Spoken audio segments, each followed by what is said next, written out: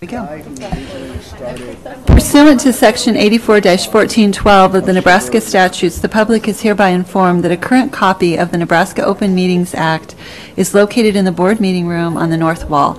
The purpose of this meeting is to discuss the student assignment plan. The meeting is now called to order. Roll call, please, Mr. Ray. Fay. Here. Godding. Here. America. Present. Scanlon. Present. Snow. Present. Underwood. Present. Vargas. Wayne.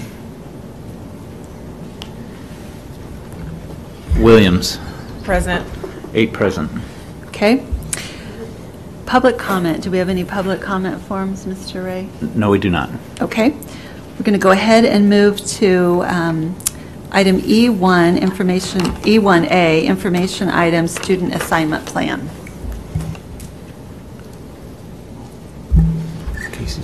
Good evening. We want to start by welcoming our esteemed board and engaged members of the community for joining us tonight. I'll begin with a brief overview of the organization of tonight's activities. We'll begin with a foundational discussion of where we've been and what we've learned to this date.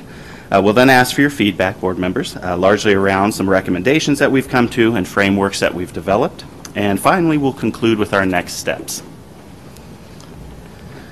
The need for redesigning the student assignment plan was first identified in the needs assessment for the Omaha Public Schools. This resulted in the creation of Strategy 4.41 during the strategic planning process. This strategy required the convening of an ad hoc committee to grapple with the redesign of the student assignment plan. This strategy also suggested that this group should not work in isolation and instead co-create with the community and the entire OPS governance structure. This co-creation has resulted to date in the collection of nearly 6,000 surveys from educators, administrators, board members, and diverse collections of the OPS community. Further, we have also held workshops, including one with all of you last summer, that sought to delve into our findings and to get your reactions to those findings. In recent months, as we've begun to narrow our focus, we have sought more feedback opportunities, which included gathering the impressions of principals, assistant principals, and SSLs through presentations and dialogues around this topic.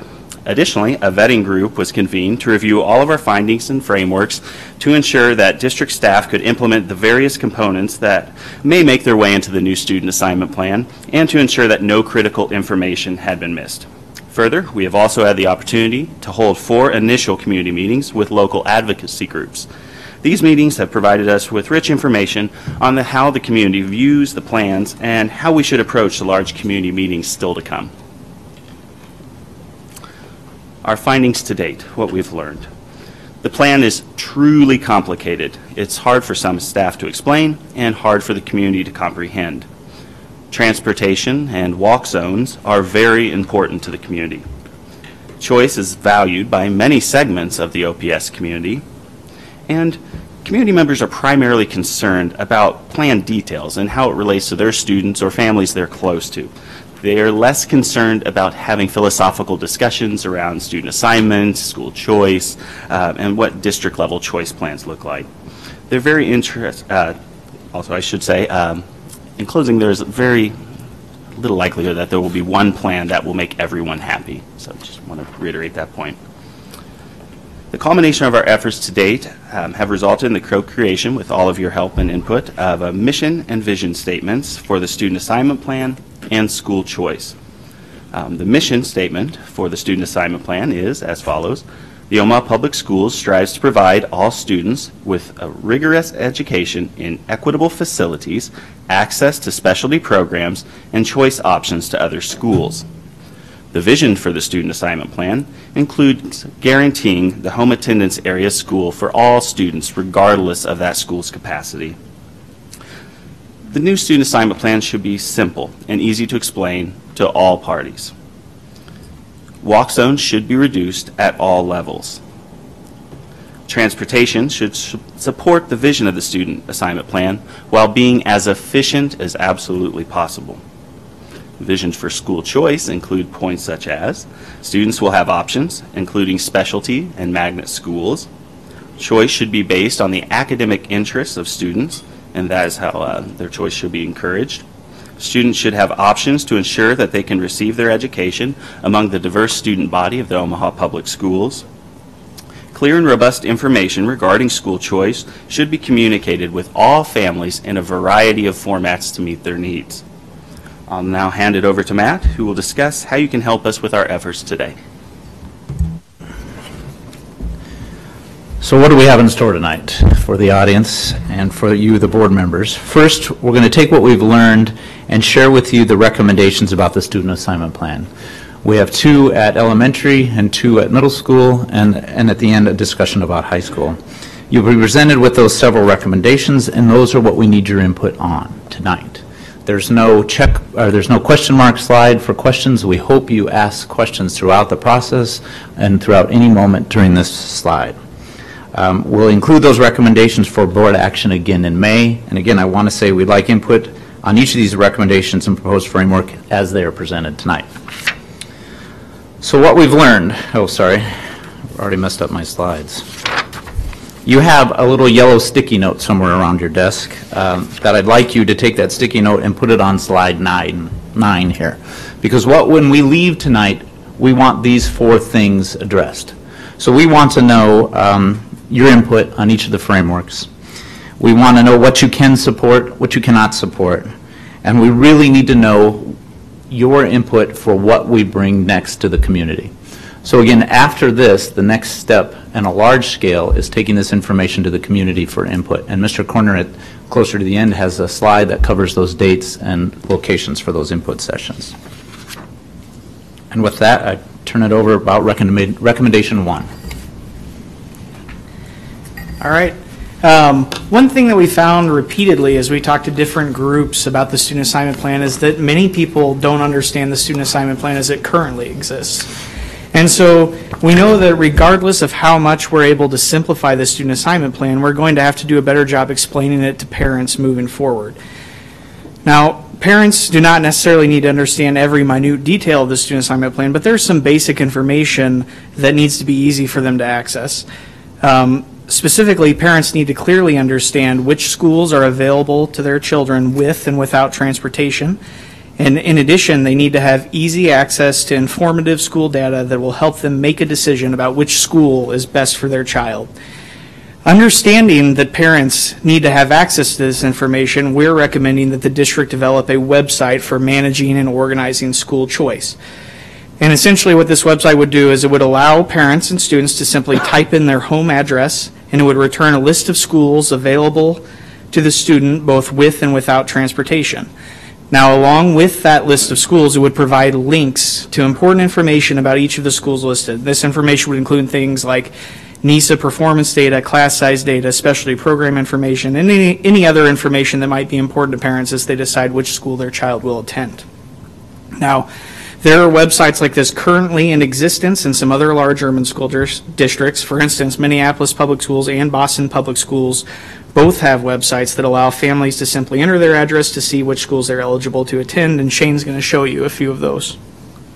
So this that you see on the left-hand screen over here is the Minneapolis Public School Choice website, and they have an entire website dedicated to choice, as well as Boston Public Schools has a similar website. But basically what's pretty interesting with this website is that you can just go right in and you put in your own address, and then you just click in to find your schools.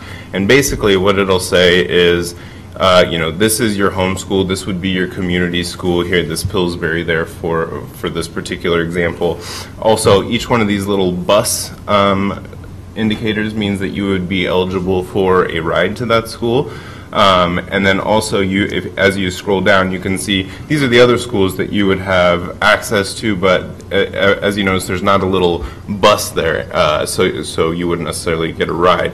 Additionally, if you click on any one of these links, you're able to get more in-depth information about the school, including like links to the website and just different highlights of the programs that they have within that school and that sort of thing.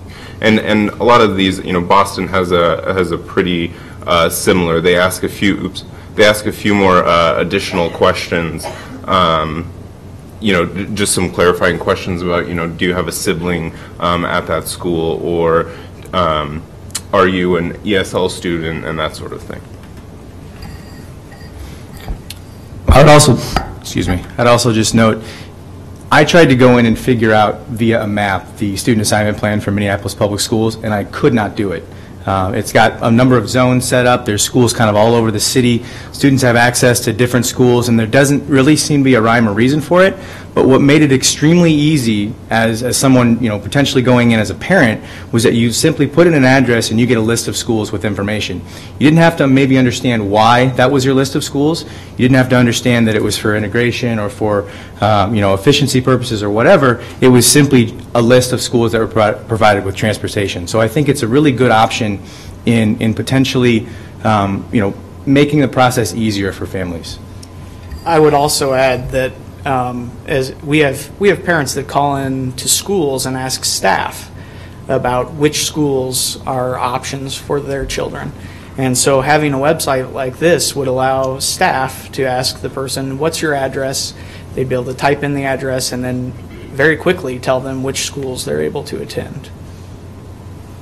Yes? When you were messing with the website, did there appear to be any kind of appeal process, like, don't like this list of schools? Email Matt Ray. Not that I saw for Minneapolis. There's certainly a lot of process involved in this. So there's applications that you have to fill out. It talks about kindergarten. It's kind of a different process for this school district. Like most school districts, it's difficult to place kindergarten students because it's a population that you don't necessarily know about until they come to you. So there's a lot more, detail associated with how this works. But in general, this portion of it at least gives a pretty clear listing of the schools that students are eligible for with transportation.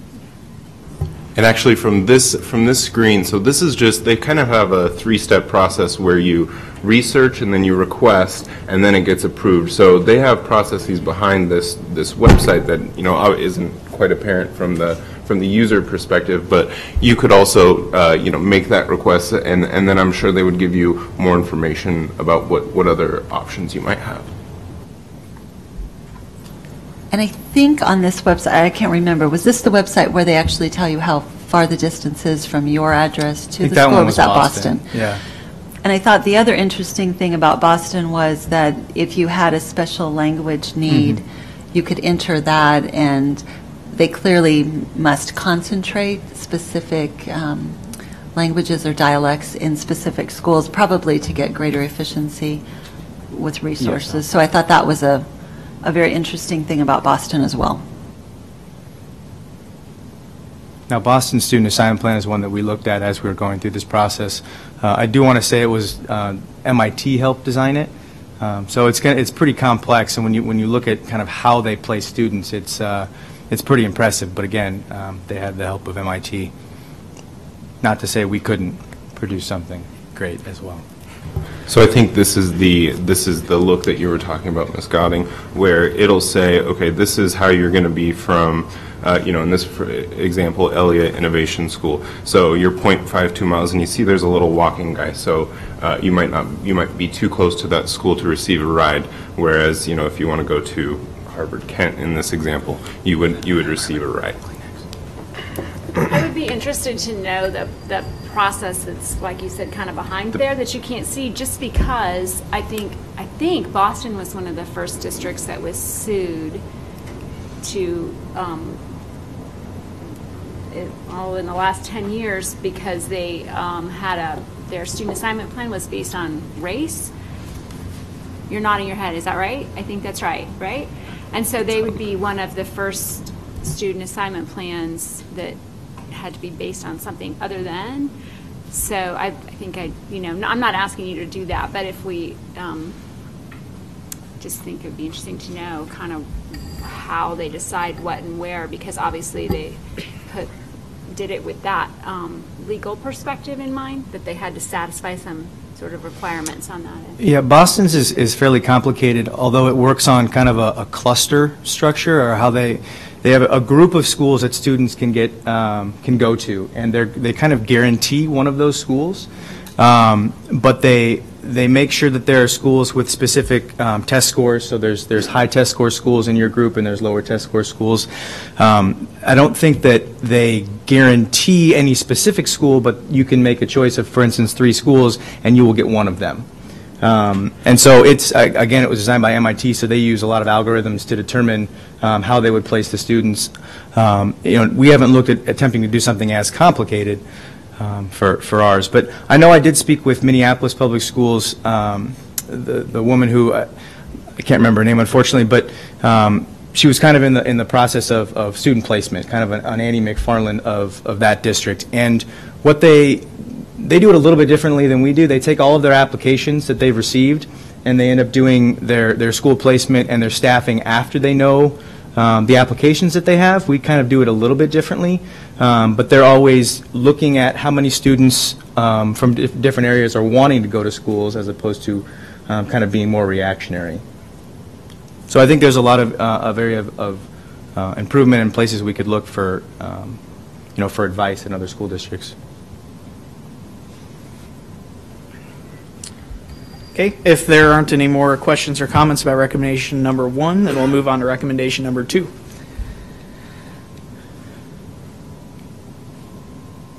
This thing turns off.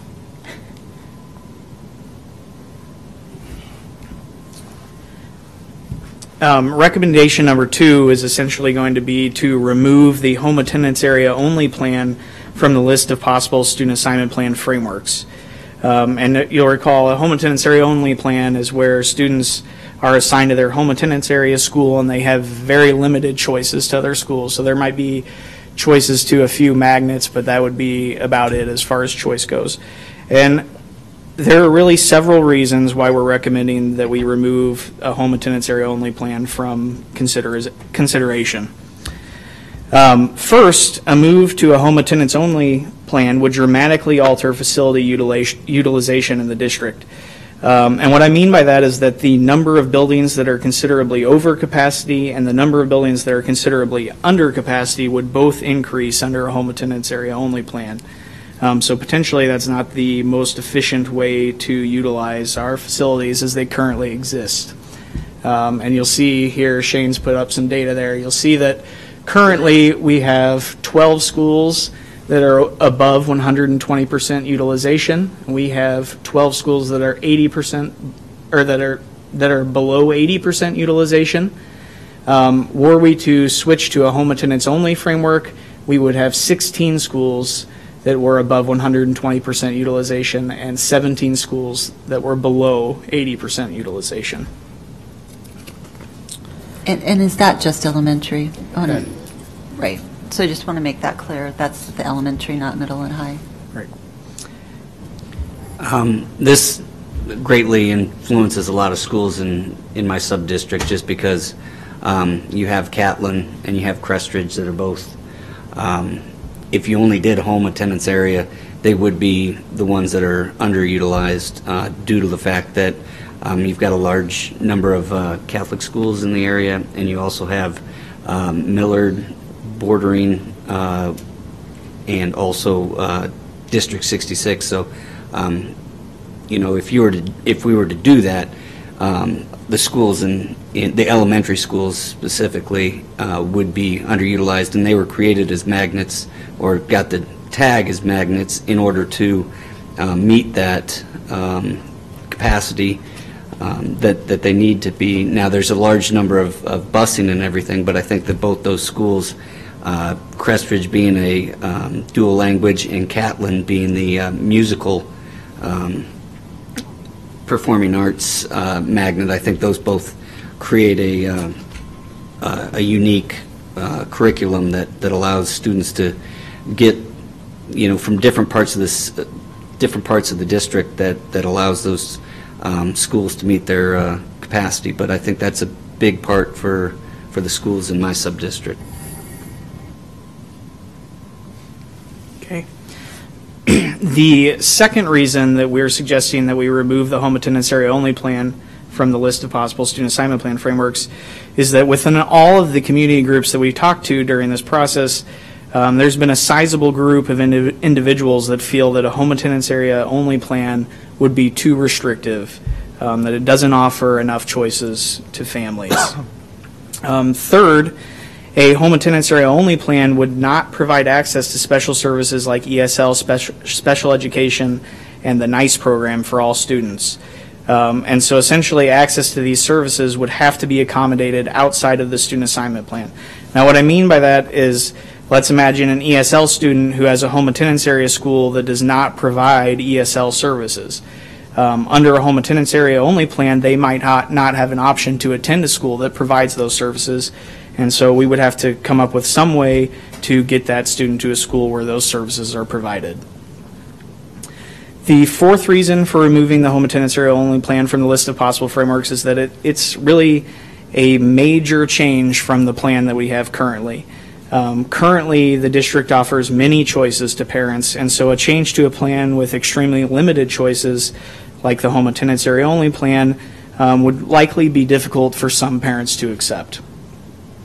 Now, I do want to say it's important to remember that even though we're suggesting that we remove the home attendance area only plan from consideration, all of the other frameworks that we're going to be discussing today support students attending their home attendance area school. And in fact, some of the recommendations that we're going to make would encourage students to attend their home attendance area school as well. Are there any questions or comments that you guys have about the home attendance area only plan? Yes, Katie? I just wanted to mention that it also doesn't support the vision for school choice that the board came up with. So maybe just an overarching theme. If the framework doesn't support that, then it's hard to support the framework.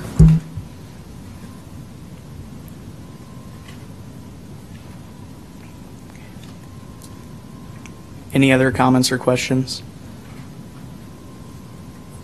Okay, if not, we'll move on to recommendation number 3. Our third recommendation is that magnet schools and small class sizes at academy programs be reviewed by a more inclusive committee. Now, we know based on survey results that many community members like specialty or magnet programs, but we believe that the type and number of specialty programs offered by the district should be a curriculum-based decision. Thus, magnet and specialty offerings, along with academy program class sizes, need to be reviewed by a committee that includes members of curriculum, instruction, and assessment, as well as other district staff. Until that review occurs, we would recommend keeping magnets and other specialty programs as they currently exist in the district. I do want to point out that this review would not need to necessarily occur prior to changing the student assignment plan. Any changes that are made to the student assignment plan now would not prevent us from making changes to magnet or specialty offerings within the district in the future. Yes, Mr. Scanlon. With the, I guess, some schools get labeled magnets and they have specific curriculum that's involved. Mm-hmm. Do we track or those students that, yes, they can choose that magnet, but they don't necessarily have to participate in that magnet program? Is that part of maybe the recommendation, or is that currently how it, if you're a magnet school, you can qualify for transportation, and you don't, I don't know if you have to participate in that curriculum-based magnet, or you can just go to the school? I mean, I would say that in one of the vision statements was that people are choosing schools, or families are choosing schools based on their interests of their student or the interests of the family. I don't know if we can ever get to a point where someone is, if you provide transportation and someone needs transportation, you're never going to be able to convince someone to not go for that if they don't, like the program of the school. So I don't know if we'll ever get to that point, but I think where we can, we'd like to make sure that when people are choosing schools or families are choosing schools, they're doing it because they have a lot of information about the school and they think it's the best choice for their family. And I think part of having a website that gives people more information about the programs that are at schools and testing information and whatever it might be about that school that we think is important for families, that everyone has that information when they make their decision. And it's not just about if I receive transportation or not. Does that... Well, I guess I'm just thinking, you know, that take, for instance, North High, this STEM magnet and science technology magnet. You know, are we giving priority to those students that live outside the home attendance area that want to come in and they are actually actively enrolled in those STEM classes? So the magnet schools currently function with pathways, and so if there are students, for instance, that are in a magnet school, those students get put in prior to school selection if they're continuing in that pathway. So there are connections made between elementary school and middle school and high school. The dual language program is another example where if you're in dual language classrooms at Crestridge, you can get into the dual language classrooms at Mars, for instance.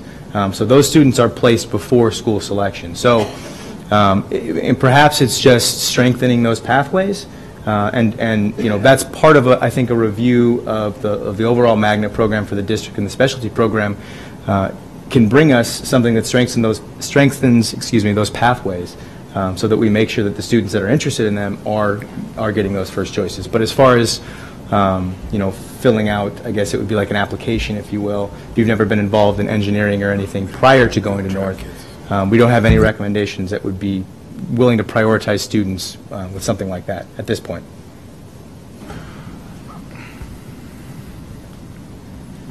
Mr. Wayne.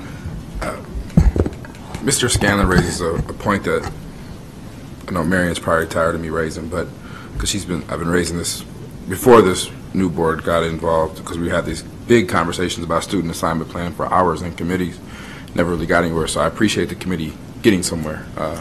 I do appreciate that. But to Matt's point, at one point we were spending $1,000 or $2,000 extra per kid if they were transported. So just on the kids that we transported, I thought it was $2,000, but something in my head is telling me $1,000. So there's an equity argument that if those kids would stay in their school, that money could go to their schools.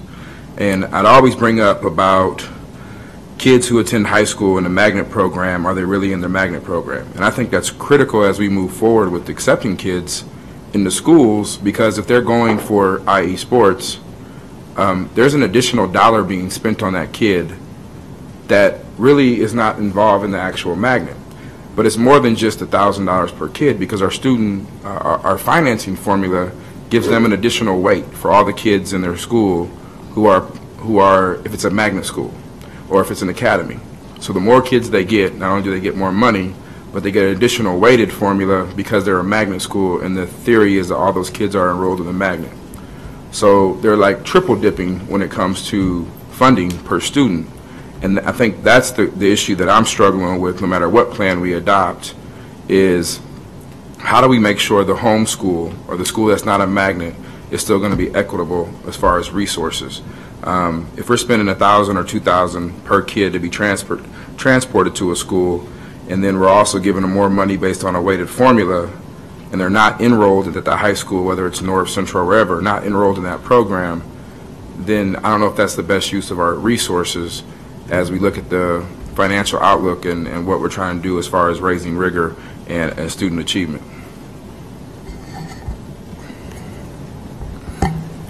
I need to ask a question on that. So I know that there's, in the formula for allocation of funds, there's the extra money that goes for the magnet, but you're saying that there's also additional transportation money?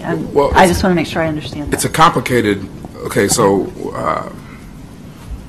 when we transport a kid, we have to pay for it. That comes out of our general fund and transportation department. If you break it down per student, how many kids we transport per budget, it's either $1,000 or $2,000. I can't remember which one off the top of my head. So that's money there that we're already transporting or giving, theoretically, that kid additional money for him to transport.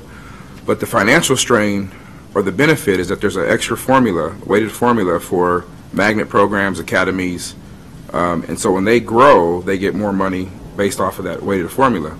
But on the flip side of that, there's more expenses. Let's take Northwest. Burke, one gym, et cetera, et cetera, et cetera. Well, That makes it difficult sometimes. Coaches have to use vans to go pick up kids. They have to spend additional busing to go to practices because none of those kids are from the neighborhood. So there's an additional transportation piece that is also subtracted from that home school. So while North, in this case, as an example, is getting more kids and more money because they have more kids in their magnet, Northwest is actually losing more money because they have additional transportation costs that is carried on by the school. The school carries that burden. So it's a double whammy for the home school if they're not, quote unquote, a magnet. It's just a complicated that I think, I mean, it's a different conversation, but I think it's important as we move forward with the student assignment plan, if we're going to call them magnets, that students are going there for transportation reasons for the magnet. I think is at least the point that I kind of want to get to one day. I don't know if we'll get there off of this, but eventually get there. Right, so in here, we'll get to the whole transportation piece, which is what we're trying to become, is more efficient in the transportation piece. And hopefully we'll get to that place, because that's one of the goals that we have for the mission and vision. And I understand that other piece to that formula. But I think that also moving to priority-based budgeting, there's probably going to be some looking at how those calculations happen. And so I think it's kind of we're doing a lot of things all at one time, and it just so happens that a lot of things are going to be changing in different ways. Ms. Fay. When we get to the transportation part, does it, and I apologize, I didn't look at it at a time, do you cover the portion of transportation that's reimbursed that doesn't come out of? We don't have that in this slideshow, but certainly we can discuss that very complicated formula when we get there. Right. So it's not 100% of the transportation cost that is coming out of general fund. And then just, I know I think Matt said high school's at the end, but I guess the question just to hold in your head is, I don't know how you track a child who starts in a magnet and changes their mind at some point, without making them leave, which seems like not the best. So it's just the thing. And I think to your question about students who go to a school without necessarily participating in the magnet program, I think that could really only pretty much occur at the high school level, because sorry, I'm usually so loud, because at the elementary and middle school everybody participates in the programs. Yeah, Dr. Kerberg's nodding her head. So that would really not that it's not an issue, but it would not be a factor at the elementary or middle school level, magnets. I think it's true of magnets. I'm not sure it's always true of dual language. Right, definitely not There, true you of could dual have language. right. You could Right. have students Right. transported to the school that don't participate in the dual language program that are Right. coming from outside the home attendance Right, area. I'm speaking Right, exclusively just of the magnet magnet. programs, Correct. and then it's not a magnet program, but the IB at Lewis and Clark, the entire school participates in the IB at Lewis and Clark, which is different than the IB at high school. So, just to clarify.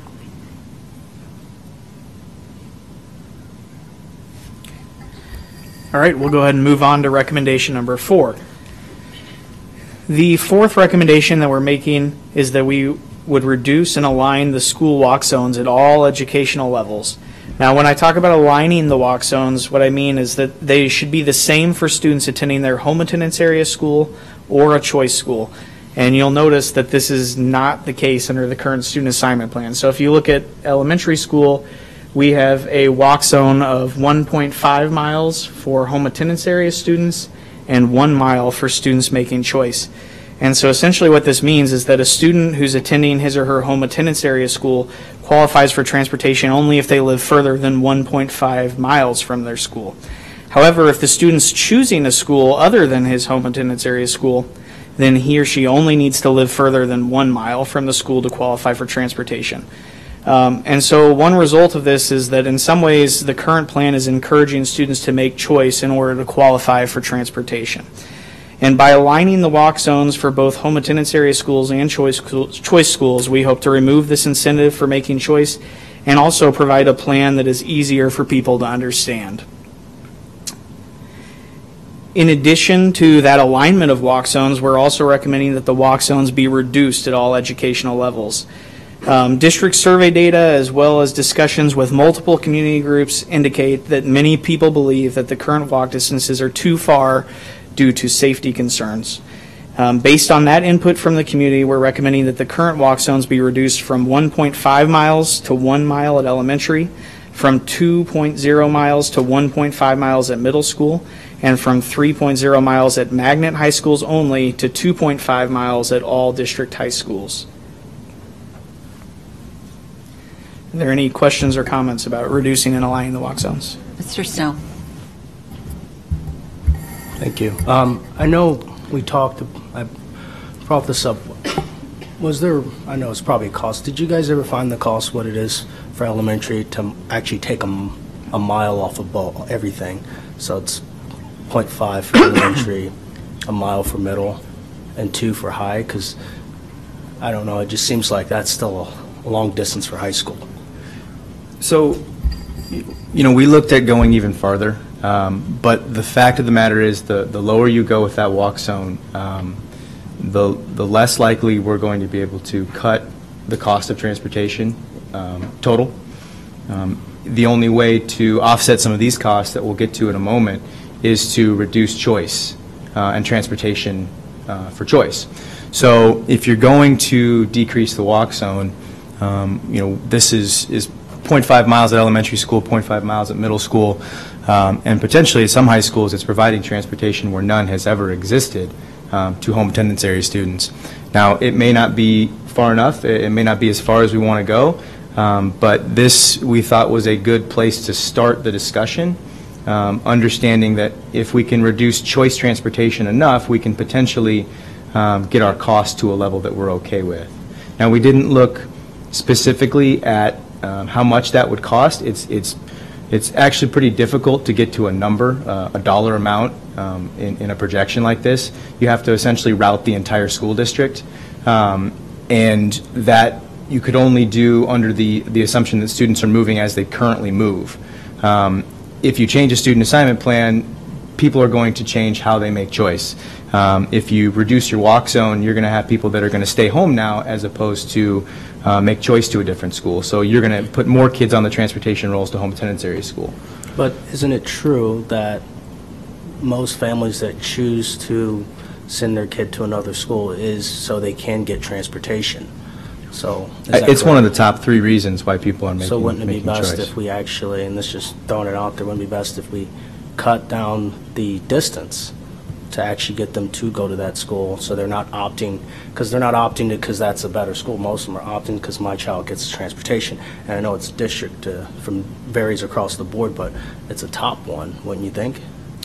It is. It was one of the top 3, certainly. Again, it's simply, if we were to go farther at elementary school, and I'll be honest, they're not, a lot of the elementary schools on the east side of the city have small home attendance areas, and so the majority of students living there are probably going to be less than 1 mile from their school already.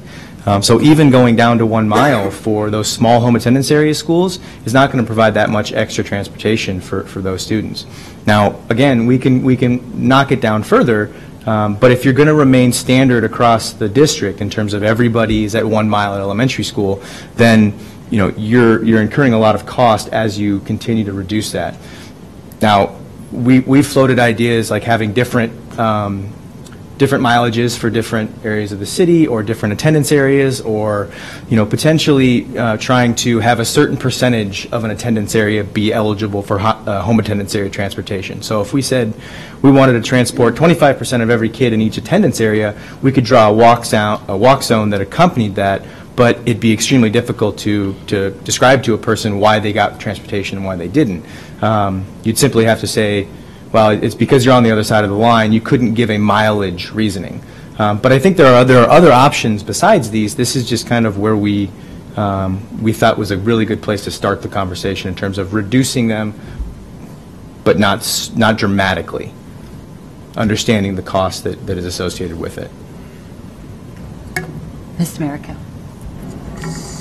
And I guess I have more of a comment than a question, because Mr. Snow kind of had you answer my question, because I was wondering if there was a significant difference in transportation spending if we were to reduce the high school number more, because 2.5 miles is still quite a walk for a lot of our students, especially when they're involved in extracurriculars and carrying all that other things, the things that elementary school students probably aren't going to have with them. But I did want to comment, I'm very happy to see that we are looking at making it kind of a standardized walk zone regardless of the type of school. I know specifically in my sub-district, I've had a lot of families that did not qualify for transportation even though they lived a significant distance from the high school because it's not a magnet. And they did tell me that they chose to go to a different school just so they could get transportation. So I think that's kind of a hole that we've had for a while, and I'm glad to see we're addressing it. Now, keep in mind as well that the state guidance for transportation at the high school level is that there is none. It's 4 miles at elementary school and middle school, but there's no guidance at high school. So currently it's 3 miles at your magnet schools, and we're proposing, which will be a fair cost, of reducing it to 2.5 miles. If people made the same choice they make today, did you guys run the numbers on that? Because it dramatically increases the number of buses at Burke. Because Yeah. Burke students, as Bryan's students, don't have that transportation option. So I think it went to like 13 buses or something I think like. Burke was 17 buses potentially. Okay, right. Yeah, there's going to be, that recommendation alone is a pretty significant increase in transportation. Was that addition at Burke? I'm just sorry. Yes. Right. But it may be, but we also don't know how people will make choice under this. Mr. Scanlon has a question. I think this is probably the biggest part of the student assignment plan is the busing. I mean, it's one of the most high profile in figuring out the walk zones. I can't imagine sending my kid out in kindergarten to walk a mile to school, and then I can't even imagine a parent that is in a higher poverty area, higher crime area, to expect their child to walk a mile. Everybody's got different situations. Maybe they work certain hours. Maybe they're not able to walk their child to school, and they're relying on an older brother, older sister to walk them to school. And I just think a mile is a very long distance, especially in elementary. And we've got busing going. I got to think that if that bus is going to pick up certain kids in a home attendance area that's, currently 1.75 miles outside, that they'll get busing. How much is it going to cost? Are there really going to be any cost savings or increased costs if we knock it down to half a mile, a quarter mile in higher crime areas to pick those kids up? Those buses have to get to that school anyway. Run more routes, and I know the next recommendation's coming up. We don't want to get too far ahead, but the expanded walk zone to bus stops. I think talking about a 1 mile walk for an elementary student versus adding, what you guys are going to recommend, 4 blocks, that's a huge difference. And I think we've got to be able to figure out a way to pick those kids up that, either mom or dad can't walk them to school or an older sibling can't, and you can still have those buses, just local shorter routes, picking those kids up, taking them to their home attendance area. And I think you'll have parents that will probably appreciate that more than having to send them just slightly to the next neighborhood in order to qualify for transportation. Do you have data that you want to share on that, or we've got Mr. Snow has a question? Well, I did want to clarify, it was 15 additional buses at Burke. This is the transportation increase that we would see at high school based on that suggestion, right? The only other thing I would say is that, it's certainly, if you have a home attendance area that's relatively small, for instance, and you had 50 students that live pretty close together, if you were to go down to 0.5 miles or a half a mile walk zone, and all 50 of those kids you could pick up in enough time to not have that total bus ride to be, is it an hour, Travis? want to keep it below an hour, then yes, you could be maximally efficient with that bus. Unfortunately, the real world doesn't necessarily work where you're going to be maximally efficient with every bus. Potentially, home attendance area transportation is more efficient than option transportation. But some of the frameworks that we'll suggest are trying to make that option transportation more efficient as well. Ideally, if you're going to allow choice, you can have both home attendance area students and option students on the same bus. Trying to make the best we can do is fill those buses up to as much as possible, or to obviously regulation. Don't want to say.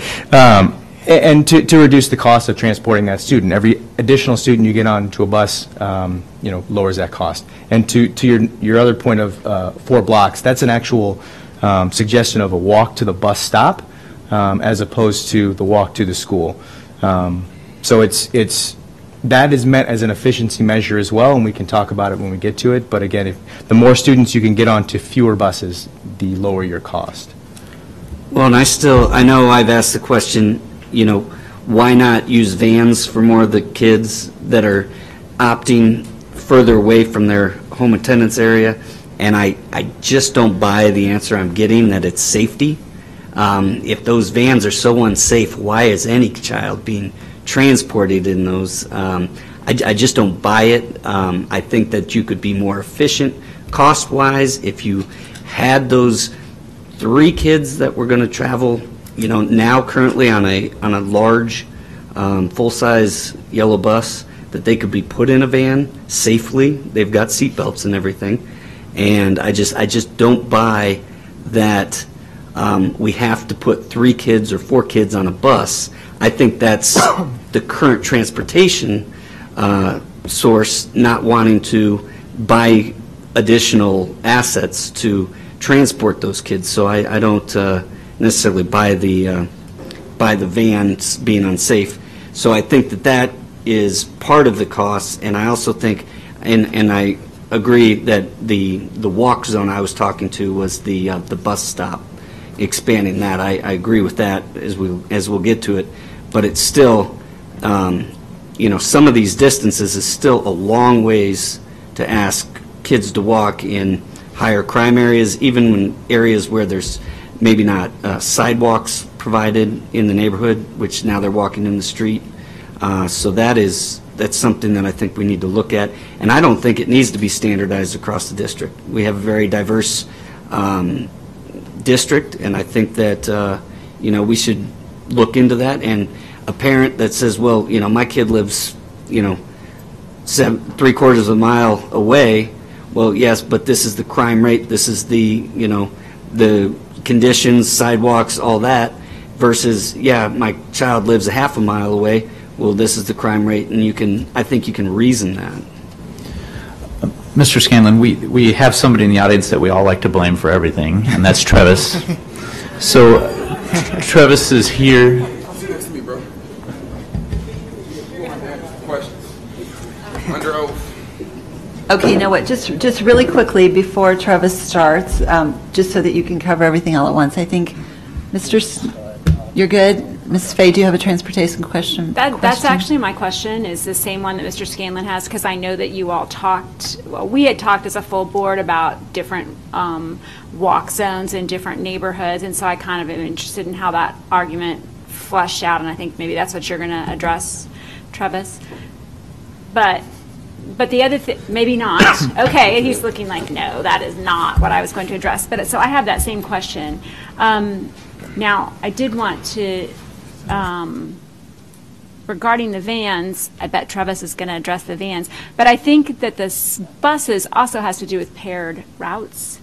So they don't have to, I think that's a big part of it, is pairing the routes. So on the secondary, which is earlier, you might have fewer versus then they circle back around and get the elementary, which then it might be more full, or vice versa.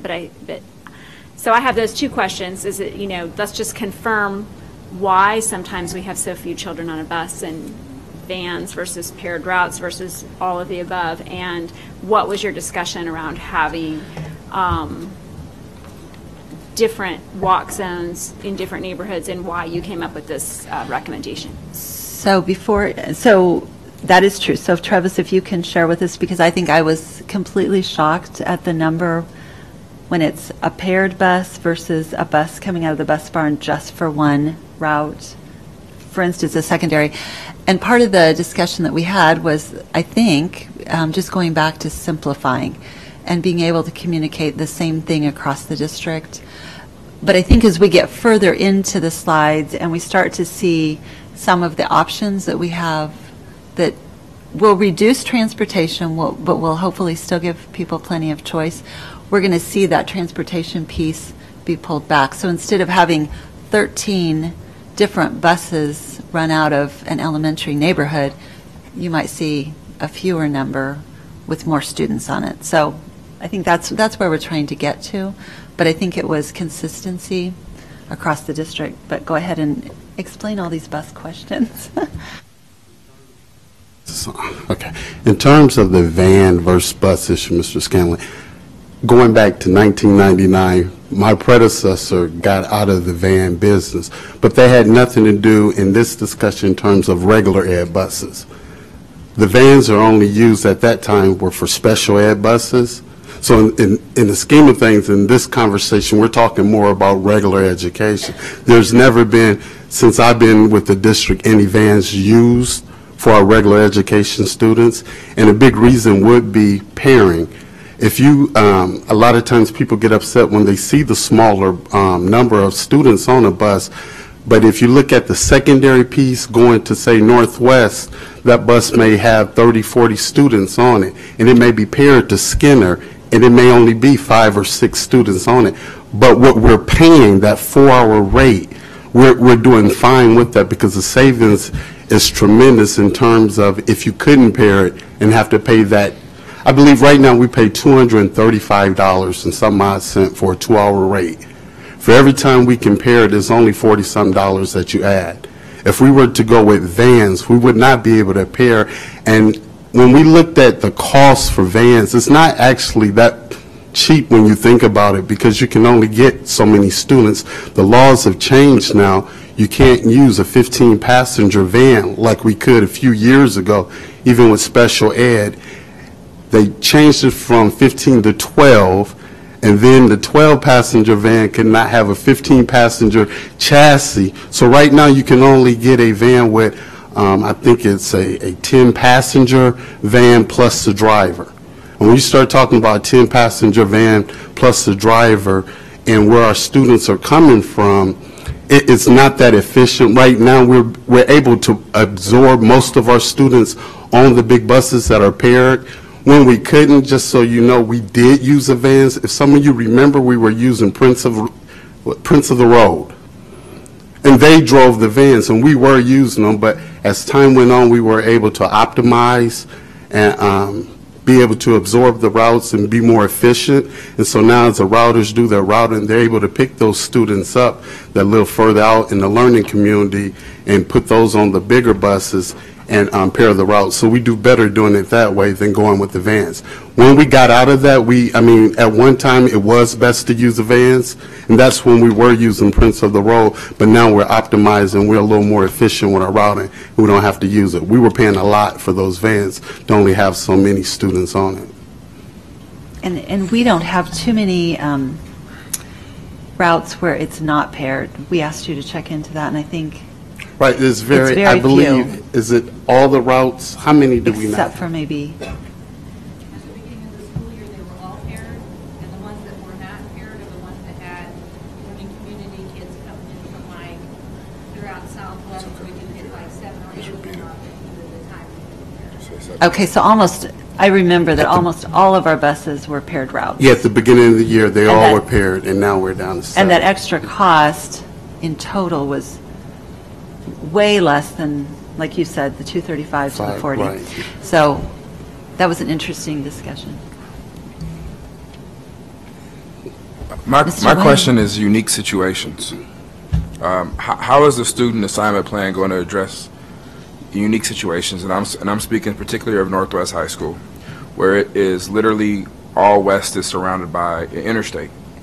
So even within the 2.5, if I am a parent of a 9th grader there's no manageable walk zone for my kid to go to. So how is the student assignment plan going to address that at 2.5 miles? That's issue number one. And then looking at the elementary 1 mile, just looking at Hartman Elementary, there's a golf course to the south of there, and there's a large community of apartment complexes and some regular houses. All those kids currently walk, but they're all over 1.1 or 1.0 mile when I just checked on my phone,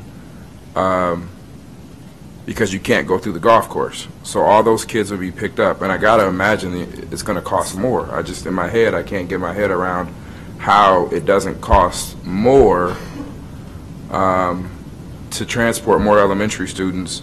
But I'm really concerned about the issue at Northwest. When I talk to parents in Cherry Hills who live on the other side of the interstate, is I can go to Burke and get transportation, I can go to Central and get transportation, but if I go to Northwest, my kid has to cross over a bridge that's unsafe because the sidewalk is right next to the street to go over across the interstate. So I'm going to jump in really quick. We've had a lot of public comment about student safety, and so I think that's something that's very much on our radar. And I think at this point in the conversation, you make those special exceptions. What do those special exceptions look like? I think that's down the road from where we're at, but I think it's something that we're all very aware of, and really looking at in each sub-district, looking at what are those areas that, there's dangerous situations for students. So you have to work around that, but it's not, I don't think there's not a specific plan yet, but we know that moving forward, you do have to address that. And to respond, the only reason why I bring it up is most of my schools, Northwest area, it would seem like there's a special exception for the 1 mile rule for everything. And I'm thinking of Springville, where 72nd Street, no lights, and there's no walkway up Girard. That's less than a mile. I mean, almost every elementary school except for Pinewood and Hartman, there really is no walkway for a lot of the students up there. And so currently, we've been stuck on, 1.5, and Matt gets to filter all my great calls from the 72nd area. And sometimes they even take party pay busing, but doesn't address the Northwest concerns. And I mean, almost the whole school west of 90th Street would have to cross the interstate. So this just looks very expensive in my eyes right now, and I'll wait for the rest. I think let's move on to some of the next slides, because if everything was the same as it is today, it would be extremely expensive. But because we're proposing a reduction in choice with transportation, so let's move on to that, or to the next slide at least. And all right. And we did real quick. I'm sorry. We did want to show this. This was up for a quick second. It kind of shows what other school districts are doing with walk zones as you work through this. The average at the bottom, there's comparable districts. OPS is excluded, and Lincoln's excluded because it's kind of an outlier. So you'll see the average of those without Lincoln and OPS, and then the average with OPS and Lincoln.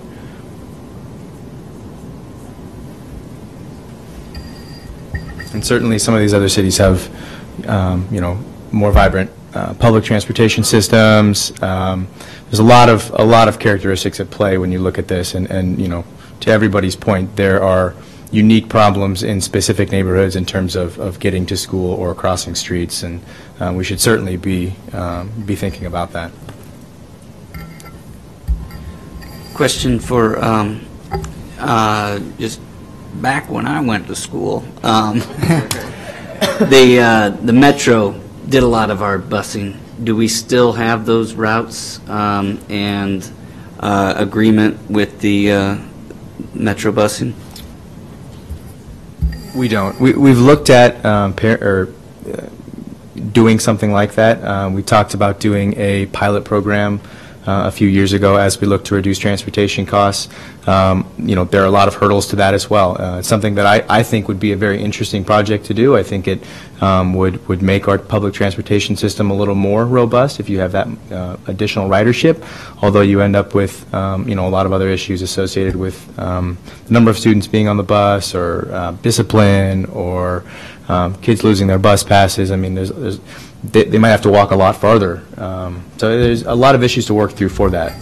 And my kids were able to take advantage of those bus routes until they ended them. They used to go north of Dodge and into the Dundee neighborhood. We had routes from Lewis and Clark, I think from, Morton, or not Morton, Monroe had a bus. And that number one bus doesn't come down Western, doesn't go into that neighborhood at all anymore. And the reason that they ended it like 3 years ago, and I think the reason they gave was that, because we talked to whatever it was, Matt at the time, it was the off time, so they only had students, when school's in session, and then they had no students when school wasn't in session, and then they were really focusing their efforts on sort of that Dodge corridor, trying to build more. So it would take a whole new effort, I think, on the school district's part in collaborating with them, because their focus has changed for what they want to do. So, but it was for my family, it was a huge loss, because that's how all my kids got home from. We didn't qualify for transportation. It's a little over 2 miles from my house to Lewis and Clark. That's how my kids all got home from Lewis and Clark. And then from Central, they were able to take the bus right down Dodge, because they didn't qualify for transportation there either, and then into the neighborhood. So now they're dropped off on Dodge, and it's a little over a mile from Dodge to my house. So.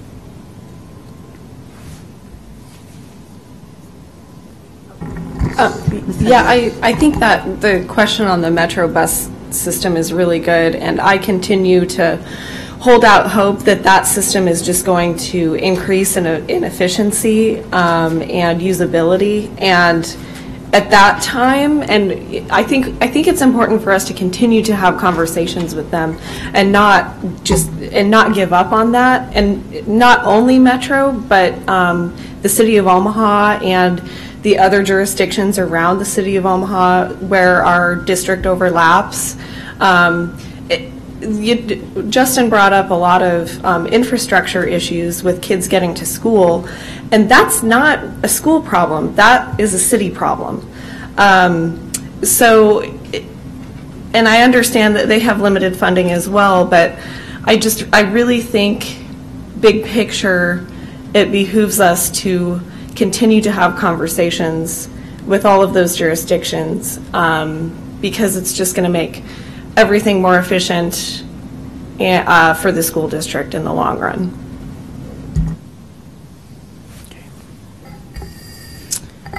All right, we'll go ahead and move on to recommendation number 5. And we realized that reducing the walk zones would result in significantly more students being transported. And so if we're going to make a change like that, we need to do something to offset the increase in transportation associated with those reduced walk zones. And that really brings us to recommendation number 5, which is to increase the walk to bus stops. Now, this change should increase the efficiency of transportation by allowing the district to put more students on each bus. The current walk to stop distance is 2 blocks at elementary with exceptions up to 4 blocks, 4 blocks at middle school with exceptions up to 6 blocks, and 6 blocks at high school with exceptions up to 8 blocks. Now, exceptions are made in a number of instances. One example would be when accommodations are being made for a student who was not on a bus when it was originally routed. We are actually recommending that the walk to stop distance be increased to the current exception distance at all levels. So the new walk to stop distance would be 4 blocks at elementary, 6 blocks at middle school, and 8 blocks at high school. Are there any questions or comments about increasing the walk to stop distance? Just a comment that 4 blocks is almost a half mile.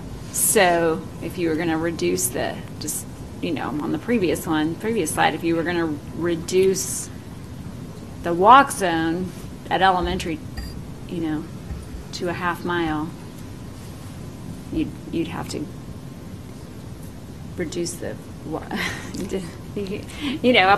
blocks is almost a half mile. So, yeah. And that would be the maximum Right. amount that any child to that stop would walk. 8 So there would blocks is a definitely- long way to walk to. There would Right. definitely be closer, it'd be everything between 0 and 8. Yes. It would not be every student would walk 8 blocks or 6 blocks or 4 blocks. Ms. Merica. This is going to sound crazy, I apologize in advance. How hard would it be if we had, just because I'm imagining kindergarten parents sending their kid out to walk 4 blocks to school and first and second grader, if we had a difference between K3 or K2 and 3-5, I don't even know how you would do that, Ms. Williams, but We talked about it. The issue becomes if you have a kindergartner and a 4th grader, then automatically the 4th grader is now at that lower stop distance. So it'd be very difficult. You would automatically have to give the lower distance to those students. And not saying that would make the whole thing undoable, but it would certainly, you'd end up with a lot of exceptions, if you will. We function in a very exception-rich transportation environment anyway, but if possible, we'd like to try and make a plan that that maybe doesn't have as many of those, or we don't have to. We can accommodate more in the plan, less exceptions are needed. But it's certainly something we talked about.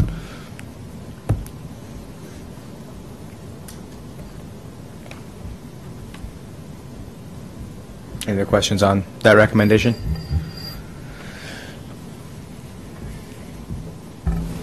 All right, recommendation 6. So just a little background on how and you had this information in that July workshop, so I'm sure it's fresh.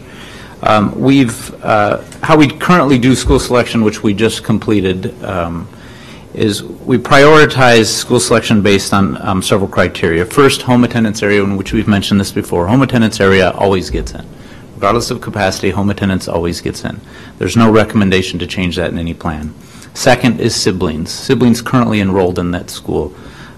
So siblings is the next priority. So if there's space, siblings get in.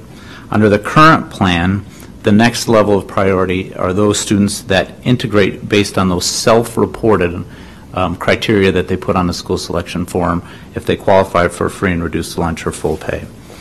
The recommendation number 6 is a change to that last criteria. So under recommendation 6, we remove free and reduced lunch eligibility from the priority structure for placement and eligibility for transportation. So this is a distinction here. It's both for placing them and for the eligibility for transportation.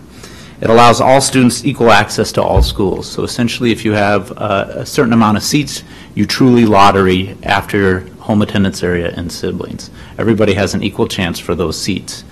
It removes the complication that we currently run in, and some of you have received emails about, of 2 neighbors who have different transportation eligibility based what they put on that form. So under the current plan, you may have a free and reduced person living next to a full pay, again, who's self-reported on their selection form, and one of those students may be eligible and the other isn't. So we remove that from the formula. It also removes that perceived connection between the participation in the free and reduced lunch program and school placement and transportation eligibility. This is the Tammy Yarman clause of the plan. She every year gets people who will come to nutrition services to change their lunch status because they believe it changes their priority or their eligibility for transportation when there is truly no connection between the two. And if needed, we can still prioritize school choice at magnets based on a geography for integration, and you'll see that as some of those maps. Mrs. Fay, do you have a question? I don't mean to call you out, but I've seen that face before. I have many concerns about this recommendation, and I think that, probably I'm not the person. I really think this needs to be looked at by someone who can address the how this opens us up to potential lawsuits. I think that, I'm not a lawyer, but I believe that you need to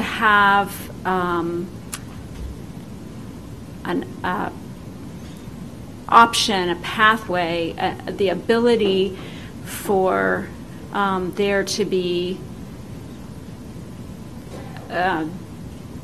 integration in schools that is, and that transportation probably needs to be a part of that.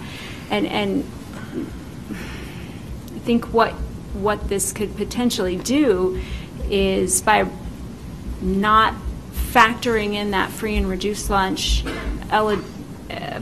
part for the transportation in particular, is that you could end up with really segregated schools just because you didn't provide transportation and you didn't provide some intentional opportunity for integration, understanding that you can't look at integration, race-based integration, but that socioeconomic integration and providing some kind of incentive for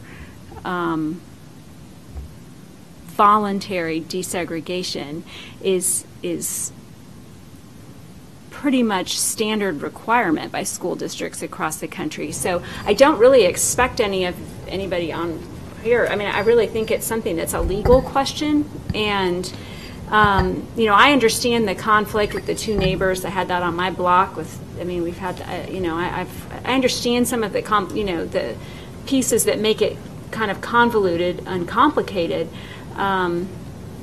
But I mean, it really does concern me that there's not a real intentional and obvious way to allow for voluntary integration of schools.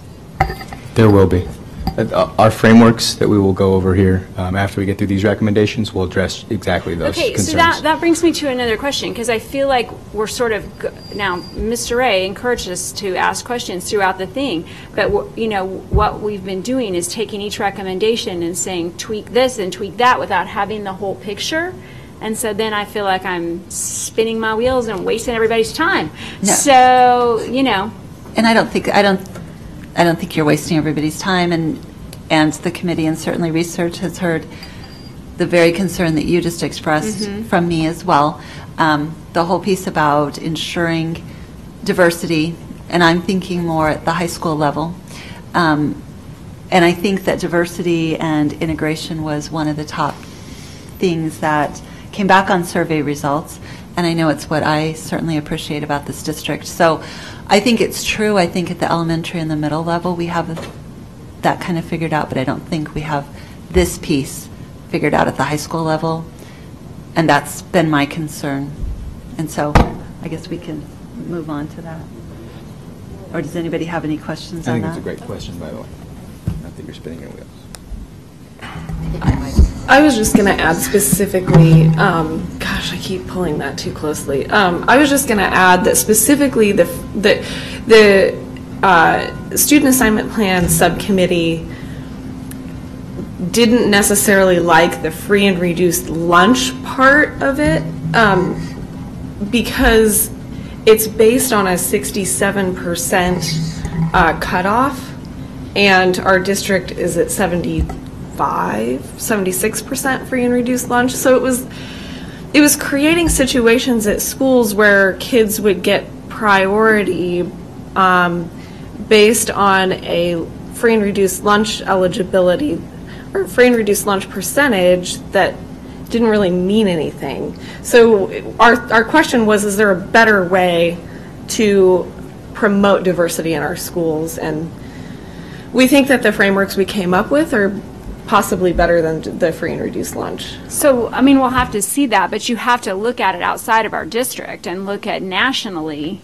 That's, free and reduced lunch is what you have to determine, I'm looking at the based on geography for integration, and I see like a million problems with that. I mean, I just see like lawsuit all over this. So that, that's, but I'll wait until I see the framework. I can jump in on the lawsuit. Supreme Court in 2003 or 5, Kentucky school district went to DSEG plan that was based off of free and reduced lunch, and then they stopped it. They went back to homeschool, and so did Seattle around the same time. It went all the way up to the Supreme Court, and the Supreme Court made it pretty clear that once you reach Unitarian status, which means if you had a DSEG plan that was court-ordered because of past discrimination, once you reach a DSEG status, once you reach Unitarian status, which means your DSEG plan worked, you are no longer obligated to do that. And the court was pretty clear. And what it comes down to when you talk about race and discrimination is an intentional act. And what the Supreme Court said in these cases that were combined is that removal of an option is not an intended act. It's when you put up an option to create discrimination, it is an intentional act. But removal of an option is not an intentional act. And the reason was neighborhood shift. And so you might have had discrimination and you intentionally did something, but at times you have to remove it, and as neighborhood shifts, they don't expect school districts to continue to go back and make racial decisions or free and reduced lunch decisions. So they basically said once you reach that, you're good. Now, that doesn't change the fact that Omaha's history is pretty clear that we would get sued probably in multiple different ways. But I'm under the opinion, I'm not giving the school district legal advice unless they want to pay me, that the Supreme Court is pretty clear on this issue as far as removing choice. But there are scholars who disagree, and previous attorneys that I've talked to would disagree. So there is some truth to that as far as lawsuits probably being filed. My concern with recommendation number 6 is I think it violates Title I. If you are a Title I school, you get priority. And if we don't have that somewhere in our policy or somewhere in our choice, then I think if we were ever audited, they would say we don't have it. But if you are a Title I school and we're taking federal dollars, one of the requirements is choice. And that choice has to be based off of free and reduced lunch. Even though when I look at the handouts, we're providing choice in some regards to Title I schools, I think it still has to be stated somewhere, somehow, that one of the priorities are that if you are a Title I school, free and reduced lunch will get priority. But that's just my thoughts. Fair enough. So very good. And I think we have talked about that, reaching Unitarian status before. So I think and I'll go back and say what I've said at the committee meeting. For me, it's at the high school level, it's about the fact that in hopefully less than 5 years, or in 5 years, we'll have 2 more high schools to accommodate all the students that we have in this district. And we'll see some natural shifts that will happen at the high school level at that time. So my thought has always been, let's not change it up too much at the high school level until we see what happens when new buildings open. And the other thing I go back to is the survey results, really talking about diverse environments and not creating environments where we're skewed one way or the other. So I think let's move on and take a look at, are we to the frameworks? Do we have one?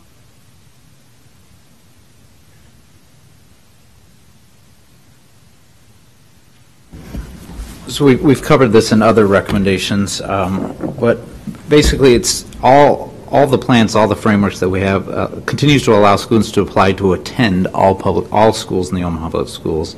But we limit the number of schools that can be attended with district-provided transportation to get that efficiency and simplicity into consideration when you're lowering those walk zones at elementary school and middle school and potentially high school.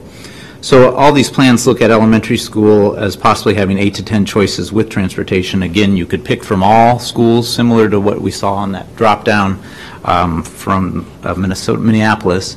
It shows what schools you get transportation to, but you can still pick all the other schools in the district. And the same with middle schools. You may have 6 or fewer choices with transportation, but you'd be able to choose all middle schools, but again, we'd reduce the number of schools with transportation. And currently, we're sitting at high schools, all schools as it currently sits. So understanding that we need to reduce the number of school choices that families have with transportation, in order to offset some of our home attendance area transportation increases. Our next step is to determine how we do that. We know that the number of school choices currently are overwhelming, and so we think that reducing the number of choices and displaying them on a website that gives information about them will make that easier for families to choose. We also think that we're going to be more efficient. Currently, our district is a bit of a free-for-all in terms of where students get to go.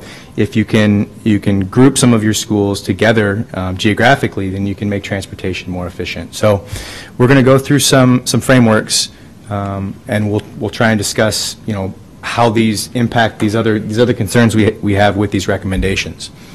So there's two basic frameworks at elementary school and middle school. You have cooperative zone framework and you have a partner school framework. Now, again, in all of these, think back to the website, think back to the maps might not be as clear as we'd want them to be, but we wouldn't let that explain the plan to families. We would let their address and other information we provide to them explain the plan. So those school lists that you have should kind of give you a list of schools that would, if you can find an attendance area, you can see where students would be eligible to attend if they lived in that attendance area. Additionally, again, just to restate this, students would always have the option to go to their home attendance area school.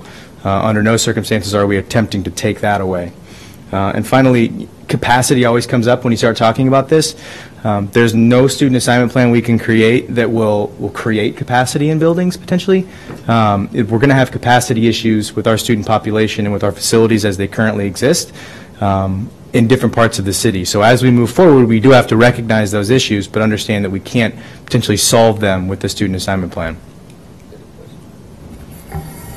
For the capacity angle, is with all the student assignment plan considerations, do we have hard caps on the different schools that, what it is rated at as capacity? That's it. Home attendance area gets first selection, and then you open it up. And once you hit, say, for a high school, if it's 1,800 student capacity, once you hit that, nobody else is accepted. We have a number of ways that we do caps currently. High school, for instance, we have a number of seats we let in at Burke. At Central and South, we have a cap that we fill up to, total number of ninth graders. When it comes to elementary school, it's more about the number of staff and the number of spaces in a building.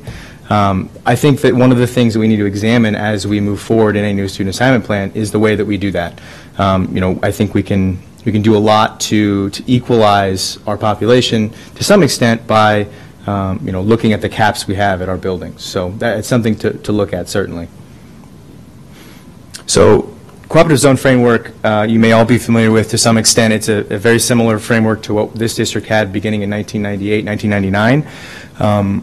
This, in a way, kind of goes back to that framework. And it allows for people to attend their home attendance area school, but also choose from schools that are likely to be socioeconomically different from their home attendance area with district transportation. So we split the district into two socioeconomically different areas. And then to further increase transportation efficiency, we split those two cooperative areas into 4 more zones. So if we look at this map,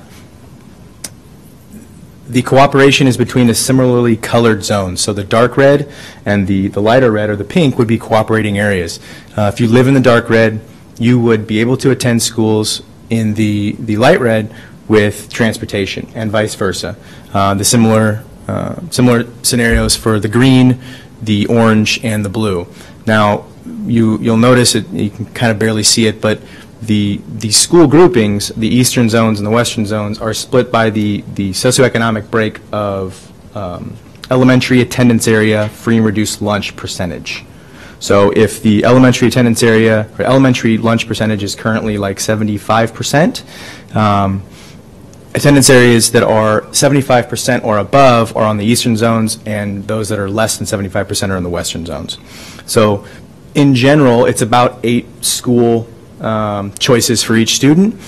Additionally, students would have the ability to choose the magnet school, both magnet schools in their zone. So in the case of the red area, Fullerton and Lothrop would be the 2 magnet schools in that area. Now this map is extremely similar to the old cooperative zone plan the district used to have.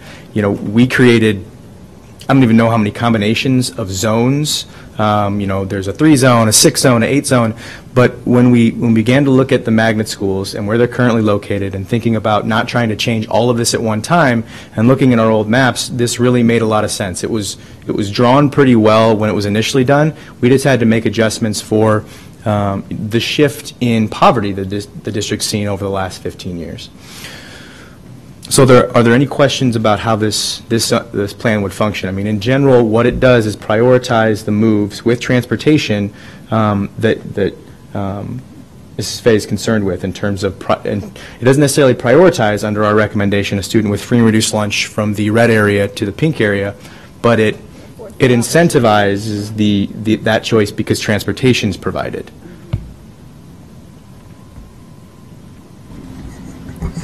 Okay, so I know we've talked about the fact that you would be able to choose from either the magnets that are located in the zone.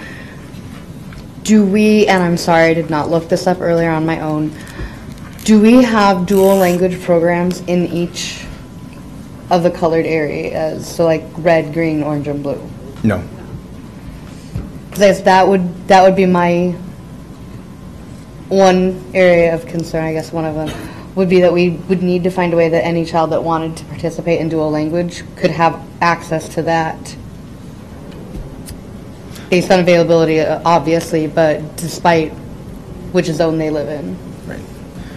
So, you know, currently our dual language programs are not in schools across the district. You know, I think if we wanted to examine a programmatic change of specific magnet schools or an expansion of the dual language program, that's certainly a conversation to have. You could take a structure like this or a framework like this and you know, place dual language schools into each one of those areas. You know, most of the dual language schools are drawn in, are kind of in South Omaha, or in terms of Crestridge, kind of southwestern Omaha. So you couldn't draw zones like this to accommodate all of those unless you made the zones much larger. You'd really have to get to somewhere where we currently sit now, which is, you know, 30 choices on each side.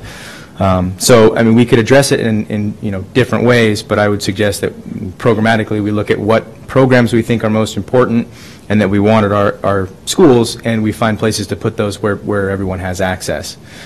We could also potentially make exceptions for, you know, a dual language school where it could be shared between zones or something like that. So I think there are options to accommodate something like that. And I think that goes back to recommendation number 3 as well. Snow had a question. Yeah. So, Mr. Snow.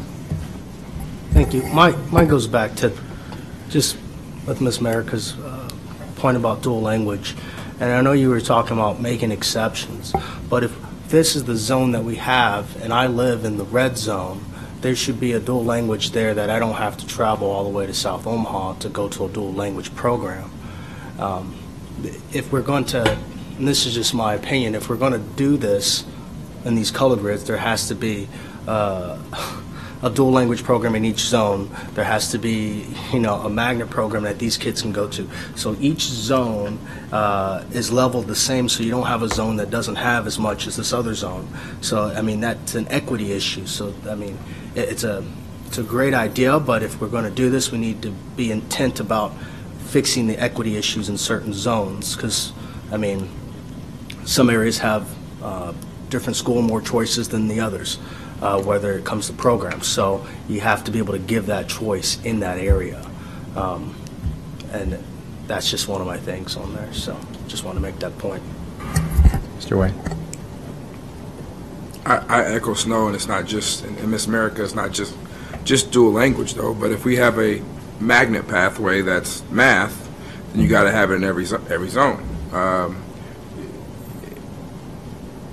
If we're saying that people are making choices because of the program, then that program should be in every zone so they can make the same choice.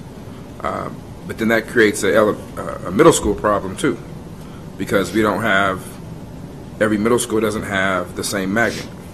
So it's just not the elementary schools. You're going to have to go all the way up until we've already said kind of the high schools we're going to kind of leave open. But I mean, math, I mean, I'm just thinking of all the different magnets, and I was actually getting up to go in the board workroom and try to find that sheet, the handout to say that.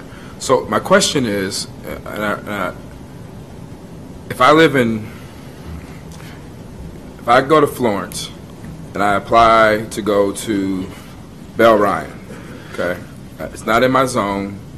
This is actually either model we go to. It's not in the zone, but we're denied in OPS. But I also applied through the learning community, and there's capacity at Bell Ryan. What happens? So, I mean, hopefully, if there were capacity at Bell Ryan, the student would not be denied initially. But I get transportation underneath the learning community. So if a student applies under the learning community, I think that what we currently do for school choice is if a student's making choice under our student assignment plan and they get placed at a school, we don't look at their learning community application after that. So they've already gone through the school choice process. They live in our school district. There's no need to have the other application.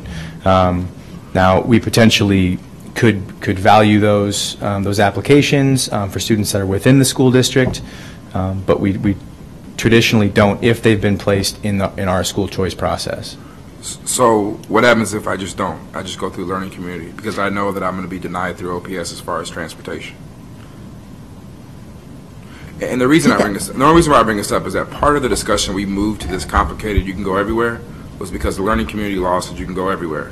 And so we were trying to simplify it for our parents, saying whether in OPS or through the learning community, you can go everywhere. You still have to apply. So I guess if I can get transportation, will I be able to get transportation by going through the learning community to go to the example I just used? No, I think that the state legislature made that change last year. Is that correct? Yes. Yes. Okay, last year. So last year it changed, so no longer is it intra, it's inter. Only between. So inter-district within the learning community, so if you're moving from one district to another outside the district, but if it's intra, the legislature made that change, so no.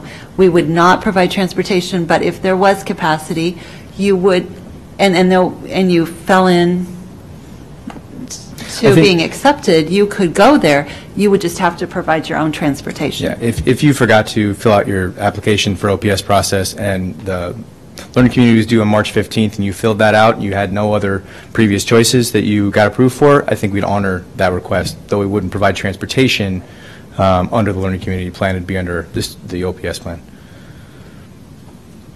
Mrs. Fay. So I could just have kind of a question for Justin and Lacey and Mark. Not that I'm suggesting in any way, shape, or form we sort this out now, but if there were equitable distribution of magnet or focus type programs, whatever that looks like, dual language, science, technology, whatever, in each zone, that students would have access to, would that make this a more appealing? Is that really the biggest hurdle for you for this for me it is framework? Because if I look at this, I mean, technically, if I had everything that I needed in my red zone, in my dark red zone, there'd be no reason for me to leave my zone. I'll stay there. And I'm talking pretty much specifically about elementary. Yeah, elementary, and that's what I'm saying. Yeah. There's no reason for you to leave your zone because you have that school in your zone. So you don't have to want to go to another zone. I mean, if you look at this map here, most people, if I'm correct, on the east side opt to go west. It's not west going east. On the elementary school level, it's mostly I think most of them stay within their their sort of neighborhood area when they option out, correct? Yes, but in general, if you do have the most integrative movement is going to be east to west. Yeah, as opposed to west I'm east. talking Yes. about from dark red to light red. I mean, it's Yes, usually when going those moves east to happen, west. they generally happen in one direction. That's not to say it doesn't happen the other direction, but. So to look at this, though, the dark colors, you would have a choice to your home attendance. If you lived in the dark color, you'd have a choice to your home attendance area school and the magnet in the dark, or the schools in the lighter color and the magnet over there. So there is a magnet at each, the dark and the light. And Pretty darn close. You would have choice of any of the schools. The question is whether or not you would have transportation. transportation choice. Right. So you could choose any of the schools in the dark red without transportation, so I should have clarified that, sorry. But that would be the choice. So let's just look at the next elementary model so that you can see the two that we kind of hashed out for the public. So the next model we've called the partner school plan. We went through a lot of iterations of these different frameworks, a lot of different names of different types of frameworks, and this one was kind of a latecomer to the framework, but it provided a number of things that some of our other frameworks had done in one plan. So this framework allows students to choose schools that are their home school specifically, but also schools that are near their home or schools that are in areas that are socioeconomically different from where they live. So again, it provides families with choices near and far away. So if we look at a map, again, this map's going to look like someone spilled paint on it, but think about trying to understand it in the context of the school list. But in general, this is not choice between colors, but choice within colors. So if you live in the dark red area, again, we'll use as an example, you'd have choice to schools anywhere in the dark red. So those are schools on both sides of that socioeconomic break, that free and reduced lunch line. Again, it's about the same number of choices. It's 8 to 10 choices. You'd additionally be able to choose, again, the magnet schools in both of those areas. So if you're in the red, you could choose Lothrop. I'm going to go from memory, I think Sherman, Minnelusa, Saratoga, Miller Park. And then additionally, schools on the other side, you have Ponca, Springville, Boyd, and Pinewood. And you'd also have the option of going to Lothrop, the magnet school, on the dark red, or Fullerton in the light red. So it provides choice near your home, but additionally choice to a place that's socioeconomically different than your neighborhood. I think the list is really what allows you to kind of understand this one, and we tried to provide some information on that list about what types of schools they are. Are they academy program schools? Are they Title I schools, magnet schools? All that information we think should probably be available to families when they're making choice. Let me go one more thing. You do have to understand, though, that the 1 mile walk zone would be the same for students making choice or home attendance area. So if you, for instance, lived 0.7 miles from Miller Park, but it wasn't your home school, you could attend, but you wouldn't be eligible for transportation because you don't fall over that walk zone boundary. So there's some instances in here where attendance areas are very close. We say we would provide transportation to those schools if you're over the distance, but there'd be not a lot of students that might fall over that distance. So that's a bit of a drawback to this, but in other cases, there's options within that same zone that would provide transportation. Okay. So just to clarify, with the last framework, we had about 7 or 8 options per student, and this one is 15 or so? No, in general, these are about 8 to 10 for These for are 8 each. to 10 Yeah, as both well. of them. Okay. I mean, we did have I think what we were calling the band that had about 15, but this one, the final 2 recommendations that we've come with have the same number of choices essentially. It's a reduction, and we think that is probably enough to help balance out some of the increases in home attendance area transportation cost.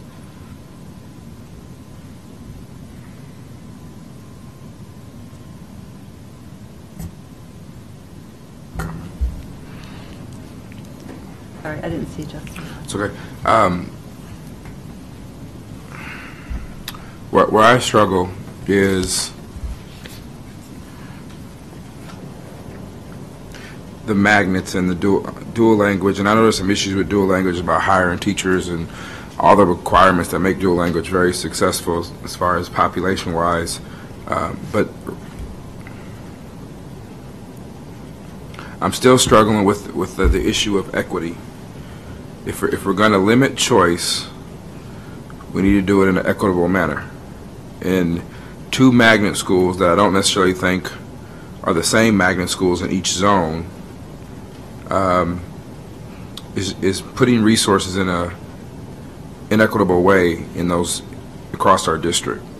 And so, to Mrs. Fay's point, it'll make it, our question, it'll make it a little better for me if we had equitable distribution or programming, but we get to a point where if we have so many magnets, they're no longer magnets.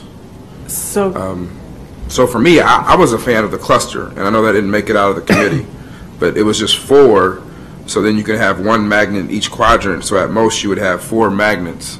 But when you start getting into 8, now you got 8 magnets, and then we only got 11 or 12, I can't remember how many middle schools, so I don't know where all those magnets go.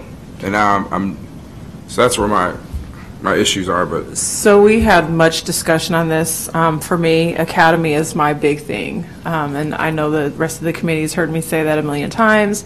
We have so many, do we need to look at that? So that's where recommendation number 3, a lot of the questions that we're having now is something that we're looking at another ad hoc committee to look into the curriculum piece of this to make these plans more equitable. But I don't know, does it help our conversation today or does it hinder it? I don't know, but that is very much a part of our recommendation 3. And I'm just calling you guys out. I'm hearing some very passionate people about this thing, so we partially have part of our committee created, maybe? I'm just kidding. Just trying to crack a joke here. It's getting a little serious. Yeah. But academy, if my understanding, was smaller class size, not necessarily. Right, but that recommendation is looking at programming in the school, so it's magnets, dual language, academy, looking at all of that and bringing some great recommendations on where we need to do, how do we make these plans equitable. That's the purpose of that. Okay, well, academy, I just think all schools should have smaller class sizes. If we had all the money, so yes, you're right. I think, that's where, and we had a lot of discussion about, some of the parent information that we got back on the surveys related to what kind of programming they wanted to see and what kind of programming is happening in other districts. But for right now, we've had an awful lot of changes to the district in general. So we decided that and it's really not a board committee, wasn't our job to decide on curriculum for the student assignment plan. So that's why we really need curriculum to take a look at that, and we think that is driven by them. Mr. Scanlon. I guess I'd just like to make sure we're all clear that we're not limiting choice, we're limiting transportation. I mean that, and I know that to some families that is limiting transportation is limiting choice, but we're not saying you can't participate in this program or that program or attend that school. It's just what you're going to qualify for as far as transportation. And I think that's a huge clarification that we're going to make sure that the public understands that, we're not saying you can't go to that school. We just can't affordably bus kids to every school in our district.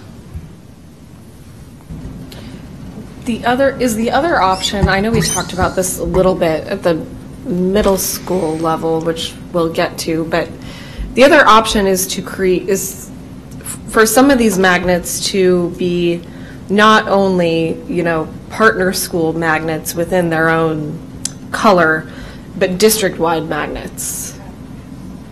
Right. No, even at the I'm just wondering if that would answer some of the equity issues.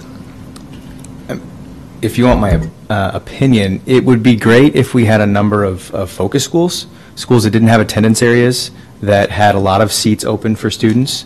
If you had 4 of those, for instance, 1 in each zone, there'd be a lot of choice available. But when you try and say, for instance, at Fullerton, if you're going to seat 20 students, so it's like essentially 1 classroom extra FTE, you try and spread that out amongst the entire district. If you have 4,000 kids in a grade level, you don't have a whole lot of bang for your buck in terms of 20 seats, right? So in order to do something like that, I think you have to have a school with a small attendance area or no attendance area that you then have a lot of seats available for. And at this point, there's not facilities to kind of do that in some cases. But I think what we're tasked with, unfortunately, is, we agree that walk distances are far. We agree that it would be great to be able to get every kid into every school they want to go to. But we're trying to find a middle ground between providing some more home attendance area transportation, providing, integrative choices and choices for families that are to schools they want to go to, and providing some transportation there while having a reduction in cost, or at least being more efficient and transporting more students for a similar amount of dollars, if we can. It's not easy. So should I go middle school? Okay, so middle school, essentially there's two very similar proposals. There's a cooperative zone proposal and a partner school proposal. My clicker turned off again.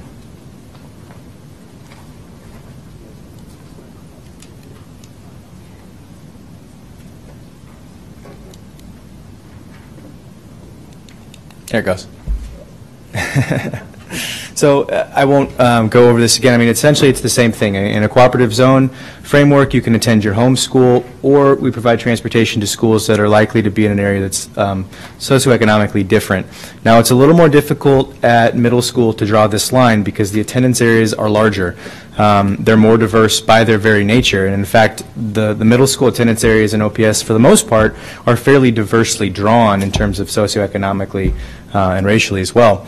So when we look at this kind of blue-green combination, it's choice between the similar colors again. So students living in the light green would have the choice with transportation to try and attend schools in the dark green, and vice versa. Additionally, students in the light blue would be able to attend schools in the dark blue, and vice versa.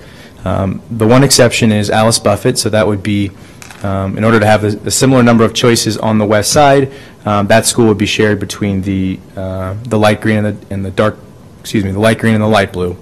And in this case, King Science is a district magnet, so it would be open to every student, as it currently is. So this is a reduction. Each student would have about 4 choices, not including their home attendance area school.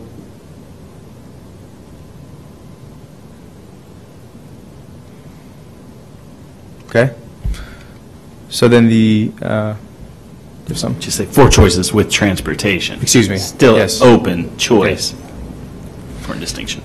And then the partner school model is going to be similar to the one we saw at elementary school, but again, it's going to provide choices with transportation to schools that are near you, as well as schools that might be in an area of town that's socioeconomically different. So as we've combined them here, we see that, again, this is choice within the same color. So pink area, if you live in the McMillan home attendance area, you'd be able to attend with transportation. Davis, Hale, district magnet of King Science. The green would all be together. We did have to make Beveridge a shared school, again, so there was an equal number of choices. So in the current iteration of the district, it would be orange would also get Beveridge as well as blue. And Beveridge would have, at this point, the option to go to any of the other 4 schools on the east side. Potentially, we'll have a new middle school in southeast Omaha with the second phase of the bond, hopefully. So that would put an equal number of schools in those areas, and we could realign those kind of the partnerships to accommodate for that. And we could do the same thing for the cooperative zone as well. I would like to say as well, and this is with all of our plans, it's not that any of these choices are guaranteed. We all have to understand that there's a limited number of seats in these schools, in every school. And so it's all about applying with the ability to get in with transportation. At this point, we don't have capacity and sufficient ability to guarantee choices for students, unless they're going through some sort of magnet pathway or special program that goes from one school to the next. I have a question. It's more for the media when they print these maps, but I'm going to put it this way. Matt, when we drive or do calculations from Lewis and Clark, if I live in that neighborhood, to Beveridge, do we drive all the way around West Side, or do we cut through West Side?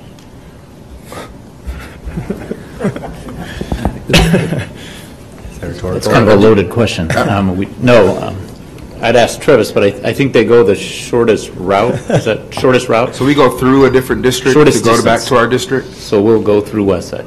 Okay. I just want to make sure the media understands that we go through it. Okay. I'm sure they appreciate that clarification. But. Okay, Mrs. Fay.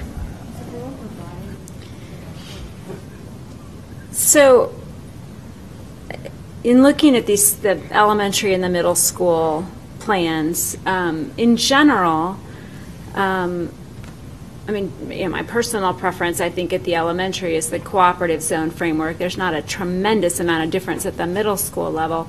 But I think in general, the idea, and this is to address the equity as far as magnets and different programs, that issue, is that I'm looking for a framework that provides some structure and clarity for families when they're trying to determine, where they want to go to school, with some equitable options, but that is flexible enough so that, as we go back to, is it recommendation 3 that looks at magnets and focus schools and all of that, that is flexible enough that we can align all of those things within the framework.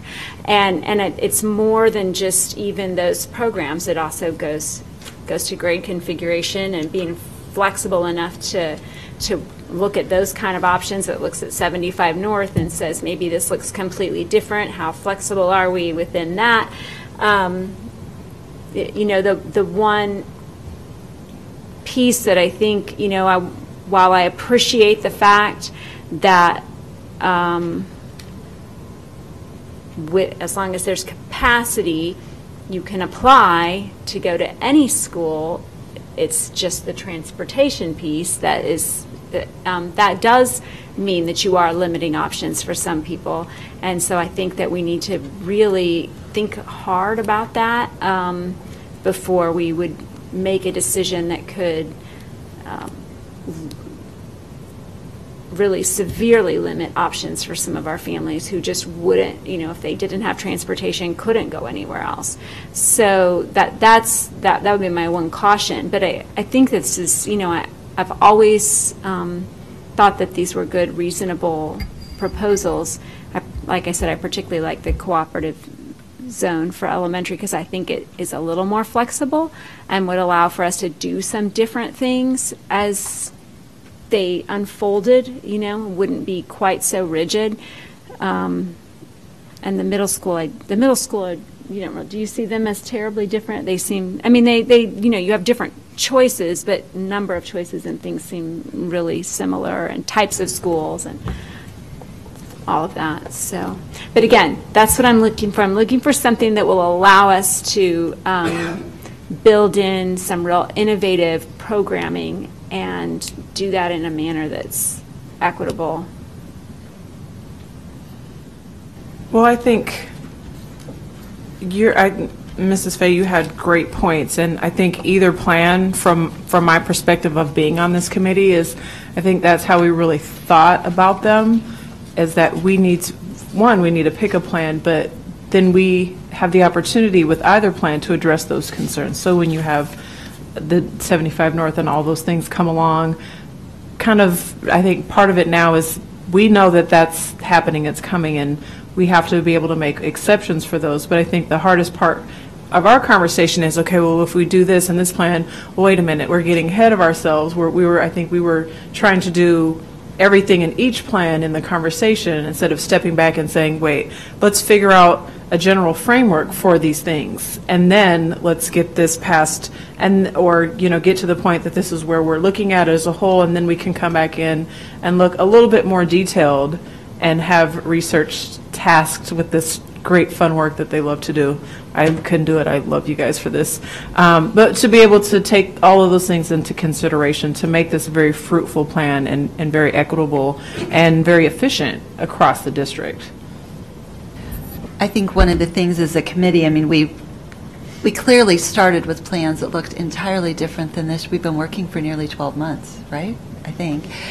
And so we started with And as we had conversations and as we thought about the way that we would want to ensure that there was equity across the district, brought us to eventually, and of course your great map drawing skills, brought us to where we're at.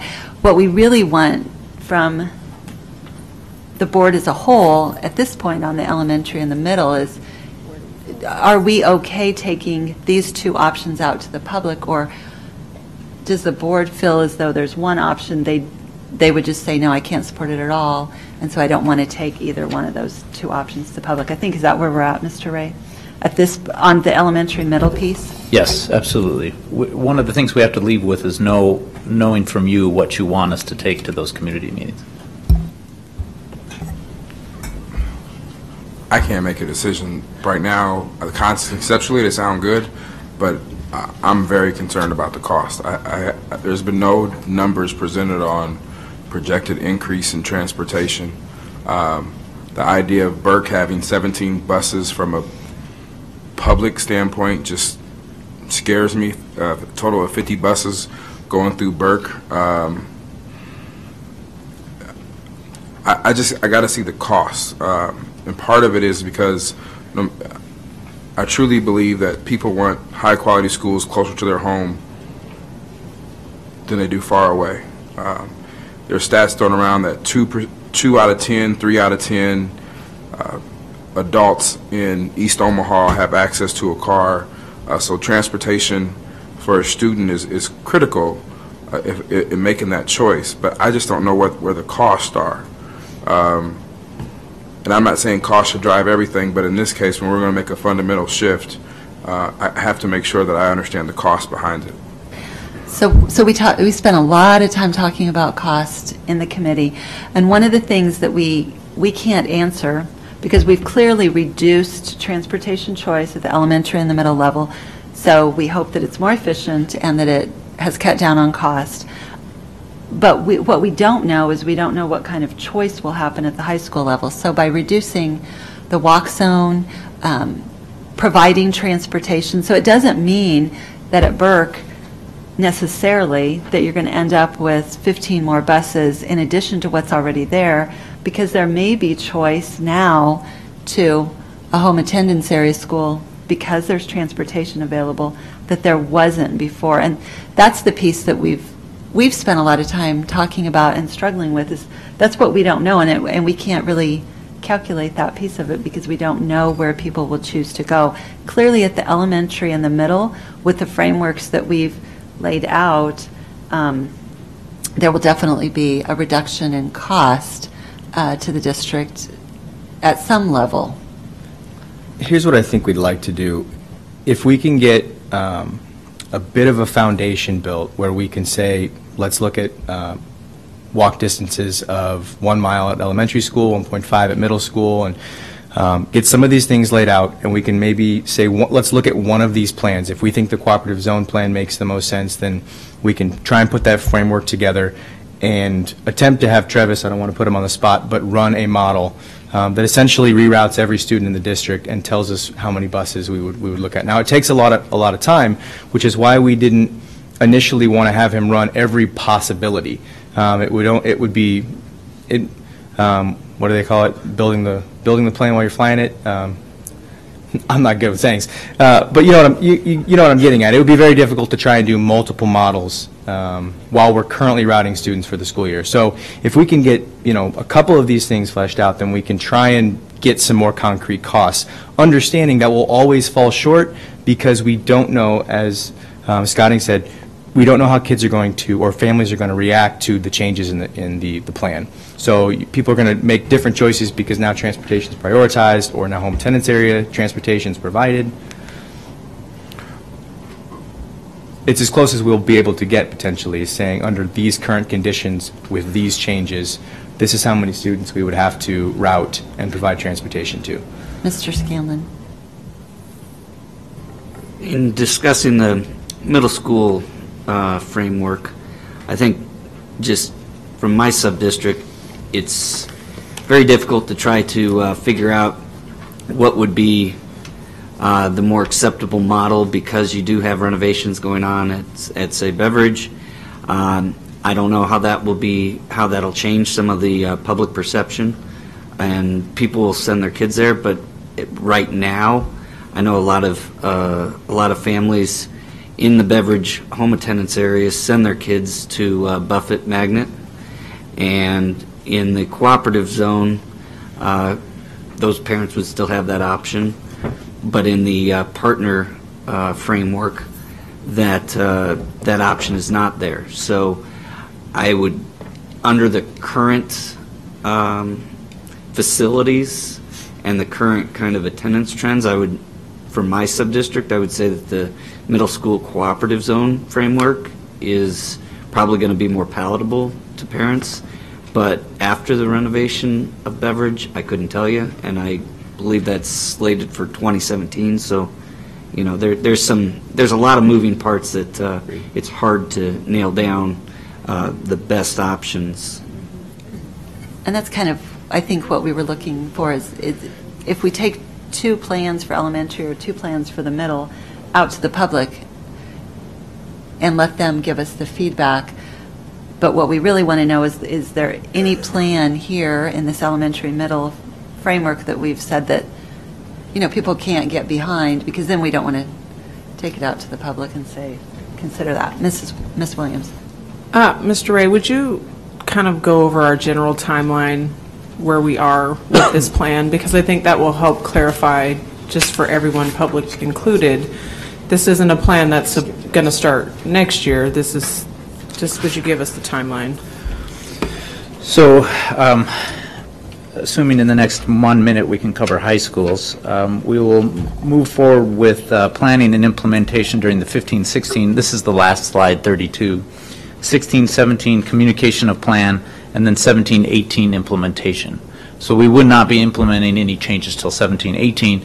And we do have a bigger discussion that maybe we won't get to tonight, but about grandfathering and eligibility of people under the previous student assignment plan and the current student assignment plan. So that's part of that discussion, and definitely an impact on cost, what Mr. Wayne said. So our first community meeting is on slide 30, but our timeline is to get to you in April again with a final recommendation for your input, and then to the May 18th meeting for a final vote. Thank you. I didn't mean to jump ahead, but I just wanted to make some clarification. So we're talking about bond projects and all of that, so that everyone is aware that, you know, we've thoroughly had this conversation. When do we do this with all of that? So I think that helps the process. And when we bring it out to the community, that they're aware of when this timeline is, when, you know, when does this change or possibly happen. I mean, I think that is a huge factor that we're not thinking about. You know, if we're thinking right here now, it's going to be very different. But if you're thinking, okay, this is 2 years down the road, okay, well, maybe I'm thinking a little bit differently at this point.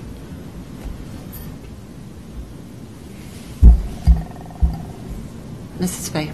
I think in the community meetings, and this is going to make it hard for Travis, but I think in the community meetings, one of the places you're going to have a lot of pushback is over the expanded walk zones and walk to the stops.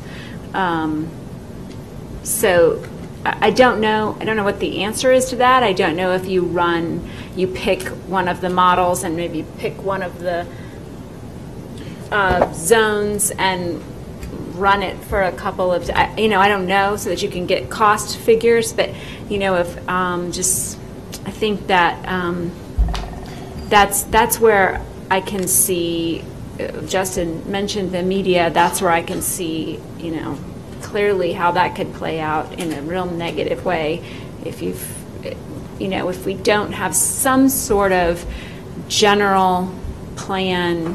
really general plan for making exceptions, because there's going to have to be a lot of exceptions. So that's the caution to trying to come up with a standard walk zone and a standard walk to bus stops just for the sake of being standard, when it maybe doesn't really make sense when you're looking at real life situations.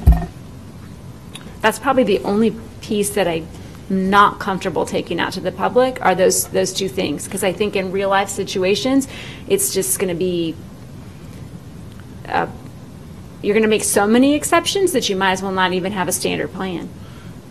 I mean, so we have suggested of providing more home attendance area transportation to students. So I think in some regards that's a give, right? So we're providing more transportation. The takeaway is potentially walking farther to that bus stop to get that transportation.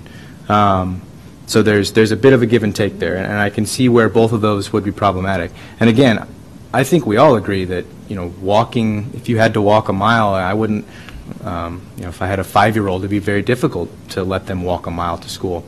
But we're under these cost constraints, and so we need to, what we would like to do is be able to take the community something that we think we're okay with, because if you can't tell them what the walk distance to their school is, and you can't tell them you know, how kids are going to be selected for school, you can't tell them any of the details, then asking them to look at a framework without any of the details and think about all of those things together is, from our experience, it's been too much for the community. It's been too high level. What we want to be able to get it down to is something we can agree on these things and help us figure out these next portions. Understanding there's got to be give and take. We can draw any walk boundary we want. As long as there's a walk boundary, someone's going to be on the wrong side of the line when they don't receive transportation. So that brings me to my question: what if we take this out to the community and they don't like any of the plans? Do we go back and redo it, or? I mean, I'm not saying we don't know how the community is going to react to this. Right. Agreed. I think that, first of all, we were concerned that you guys wouldn't like any of the plans. But if we've gotten past that step, then again, it's got to be give and take. You know, outside of allowing everyone, getting transportation to everyone, to every school, you're not going to make everybody happy. So we have to find something that we can stand on and say this is a good model to try and provide some choice, to try and provide some safe transportation to home attendance area schools, to provide some equity between buildings. It's not an easy task, certainly, but. And some of those smaller community groups that we went to, whether it was the Citizens Advisory Committee group or some of the other ones, definitely gave us the feedback to get to the place where we are today. I mean, and they definitely, clearly, we had very different plans that we took out to some of those groups just to test run some things. But they definitely had opinion one way or the other. And so I think what we're really looking for is, you know, to see if the community has one thing that they're more strongly in favor of or another. I mean, I'm kind of like Mrs. Fay. I have my particular one in the elementary level, but I think it's great for the community to tell us what they're most comfortable with and then allow us to be able to say, okay, that sounds great. But as has been said, it's really, there is a give and take, and we kind of had that conversation many times about, but what about the students who live in Cherry Hills? I mean, we had that conversation as a committee, but there's always going to be a line that there's an issue with. I mean, most of my sub-district does not have sidewalks and does not get busing to high school. So that dramatically shifts potentially what happens, because those students may now choose to go to their home attendance area school and may stop choosing other schools if they get transportation. So there are shifts that will happen that we don't know what that's going to look like. Should we go back to the high school piece and chat about it? I think it's going to be an important conversation, so we should probably at least try and get through it. So we don't have models for high school, because I think what we came up against is that all of our high schools are specialized to some extent. There's a specific program at each high school. So limiting where you allow students to go to high schools or provide them with transportation, hasn't seemed like the best idea. Additionally, we want to provide more home attendance area transportation to high schools. And so whereas with elementary school and middle school, we've increased home attendance area transportation but reduced choice to kind of try and offset that, at high school we don't really have a model for that. So we've proposed the 2.5 miles for home attendance area and option students. we've proposed removing the individual lunch status from the selection and transportation process. So we know about half of our high school students currently choose to go to schools other than their home school. So that's half of those total population of high school students. It's about 30% at elementary school and middle school. So high school is where the most choice is happening currently. So we know that we're going to build 2 high schools potentially in the future. So that's going to greatly impact how students are making choice at high schools, and how transportation is provided at those schools. So changing dramatically our choice structure at high school right now seems like it would be a difficult process. So what this would do, all these recommendations, is to provide equal access to all high schools, and you'd be providing a fair amount of additional transportation at the high school level. So, and we'll be flat out about it. I mean, there was a slide up there earlier about the increase in buses. So it's a significant amount of additional buses. There's, as we see it, 3 options. You can we either live with those costs and see if the reductions at middle school and elementary school, based on all of the criteria we've talked about, can reduce cost enough to where we're okay with it, or we would either need to do something to not increase the walk zone at high schools or decrease the choice transportation at high school. As we see it, that's kind of the only 2 options, other than trying to do something very different with high school transportation, like hubs, like using Metro for transportation. I mean, those things come with additional complexity, additional cost in other arenas. So there are options, but outside of doing something like that, these are kind of what we see as the 2 possibilities, or I guess 3 possibilities. Okay, so the question was on Benson. Benson wouldn't have any additional buses to Benson because they're not more than 2.5 miles. Is that right? There are students that are greater than 2.5 miles. It's got the smallest home attendance area. Without looking at the actual model that was run, there's three students that okay. That's not to say there may be more that are not attending, potentially, that are over that 2.5 mile. Our goal of going down to 2.5 mile potentially was to hopefully include some Benson home attendance area, but it appears that we didn't do as good a job doing that. So I think I still go back on the high school piece, where the elementary, we're definitely, because of the way the zones are set up, we're creating some integration. But at the high school level, by changing the way that we assign students, we could be reducing integration at some schools and, well, at a number of schools, I think. So I guess that's the piece for me that I still struggle with. And there certainly would be potential changes. If you change the priority structure, there'd be changes at some of those high schools. When we looked at it, it wasn't going to be extremely dramatic, but if you look at what we currently do, we caused some pretty dramatic changes under our current plan. It would be doing it in a slightly different way, but as we see it, a slightly more equitable way in terms of equal access to high schools. But I think it's a very important conversation. It's a change from where how we're currently doing business. So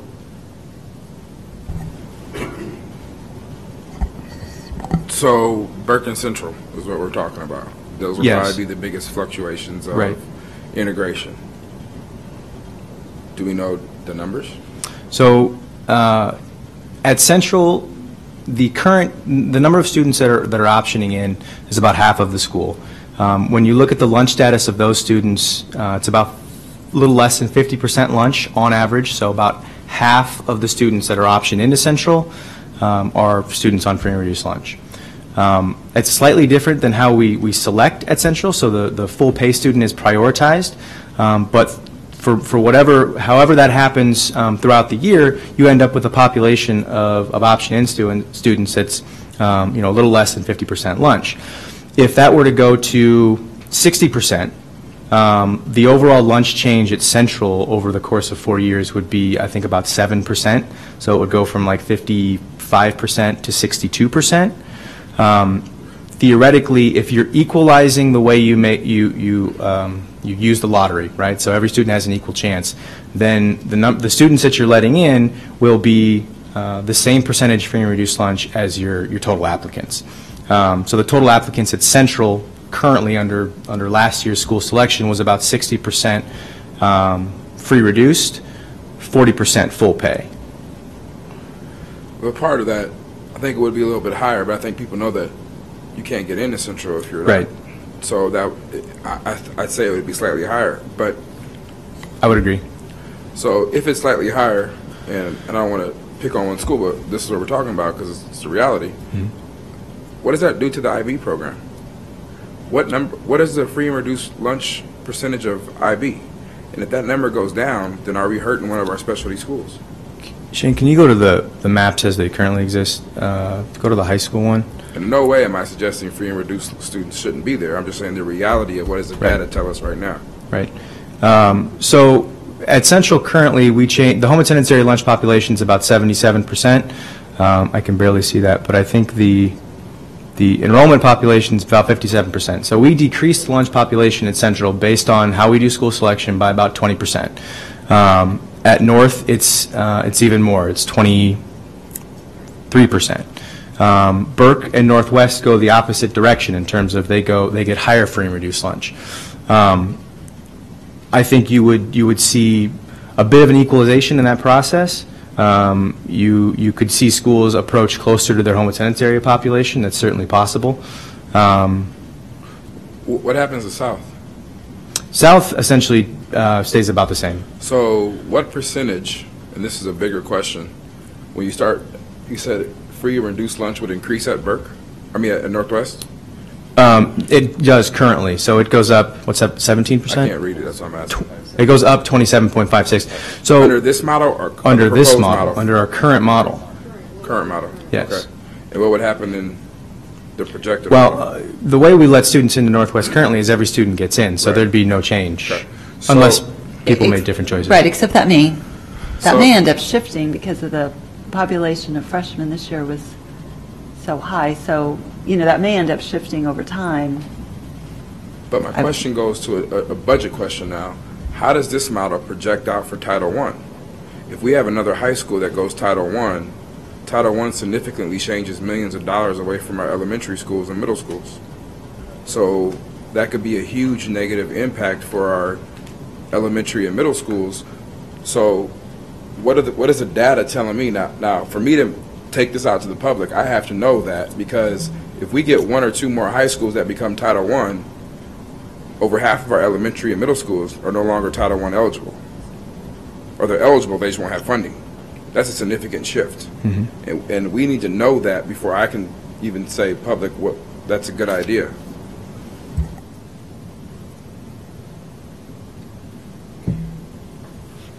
I'm just saying theoretically, then Central becomes Title I school. I think, what was the Marion? We lost like we didn't lose it, but South ended up getting $2 million, and we had to have that painful discussion about which elementary schools. No. Right. So. And you could potentially be looking at, I think when we were looking at the numbers at Central, potentially 400 less students. You would move closer to that 70-some%. And everybody on the committee knows I'm not there.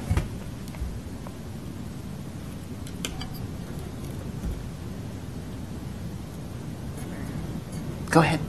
So there's a lot of unknowns because of, all the things Justin just brought up, but also looking at the timeline with no changes initiated till the 17-18 school year, and then hopefully shortly after that new high school's opening. It just seems like at the high school level there's just too many things that we don't know.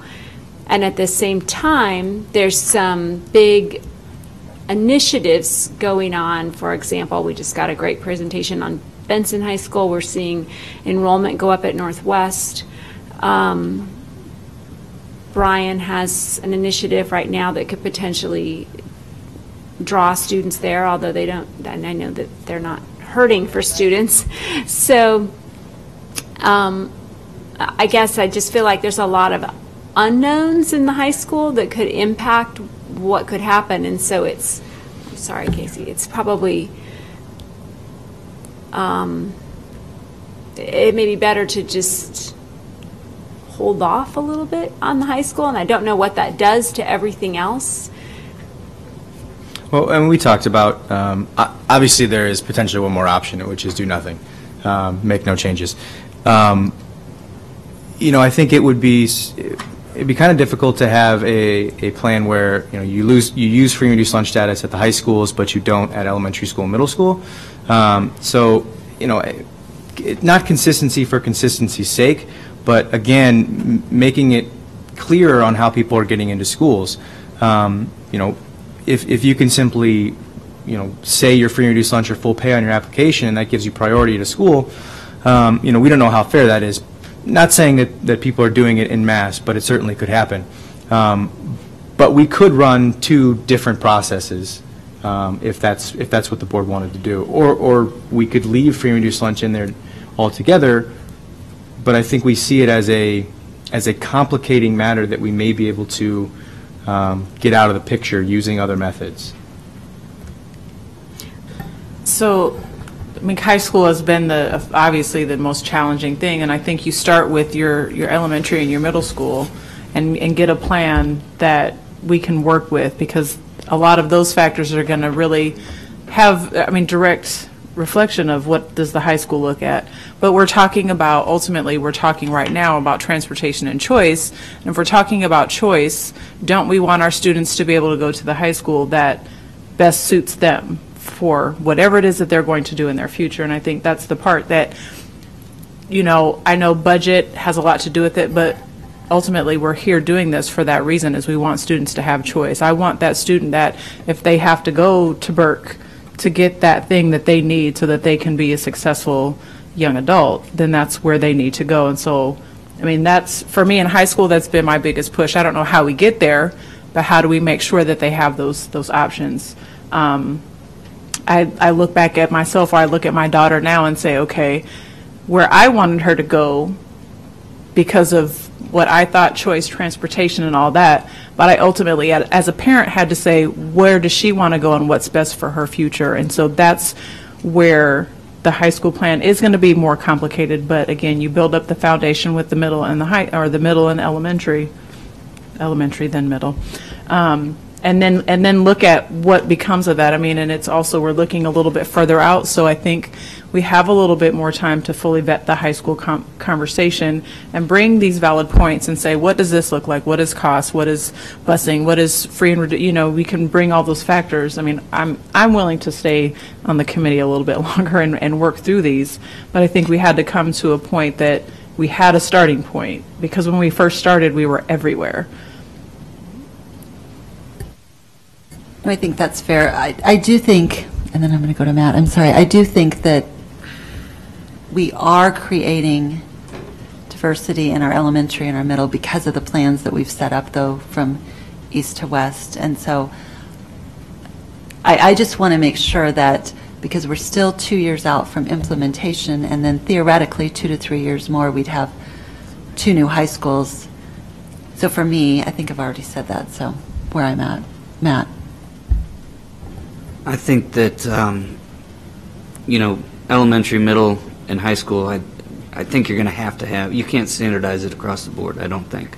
Because, correct me if I'm wrong, but I think more people send their kids to elementary school closer to home and middle school, and then in high school, the student gets that more input, and they might have a specialization where they want to go across a couple different home attendance areas to participate in a program like at Bryan High School or something.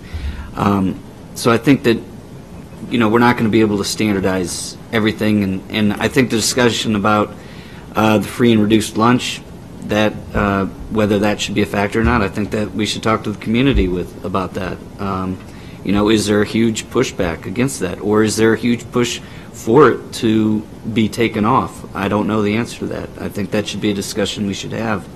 But I think that we need to get creative in our transportation opportunities, because I think at the middle school and the high school level, in home attendance areas, I think you're going to have to maybe rely on somebody other than student transportation or OPS transportation, like a Metro, to help, those routes, while they won't run year-round, as long as we tell Metro, hey, this is when we'd expect them, this is through the summer school, maybe they can work with us, we can do that. But I think that that's something that needs to be addressed in order to cut back on our student transportation issues, and also having students that, they pay whatever the fare is to get to school.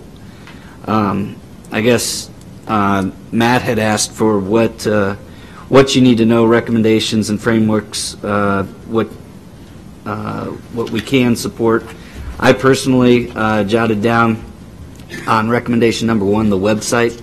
I think that's key to whatever happens. I think that's just a great communication tool.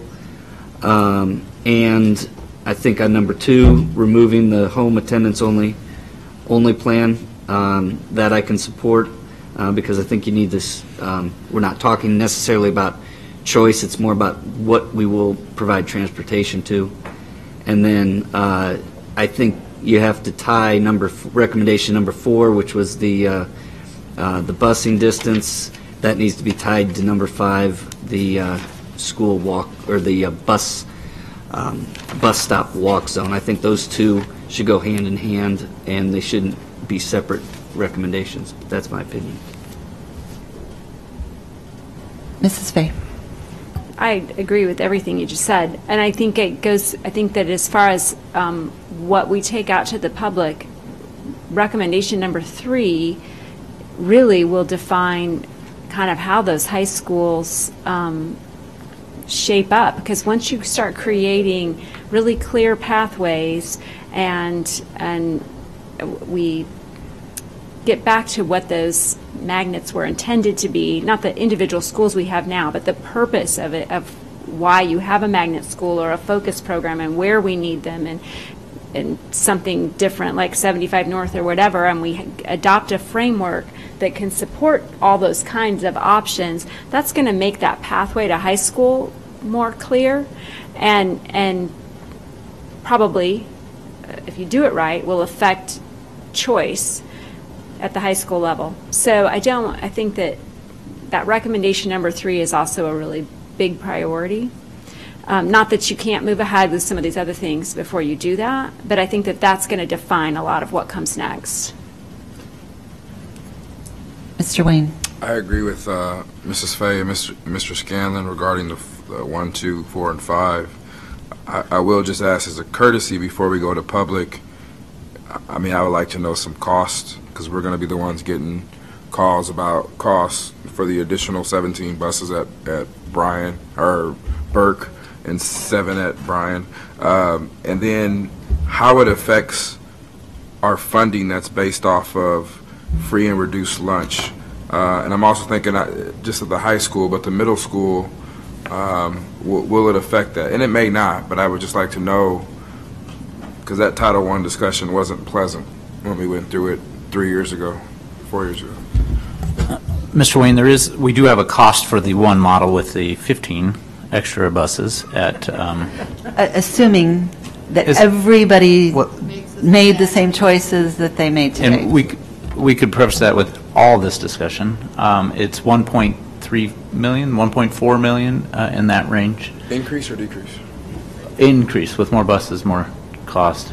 But it's not just about the cost, although that's very important. It's about where do you put 15 extra buses at Burke? Where do you put an additional 5 buses at Central? So there's that piece of it too. Yes. I've recommended Dr. Bigsby's yard, but he's not willing. Mrs. Fay, I just want to end my comment with saying we just went through student selection.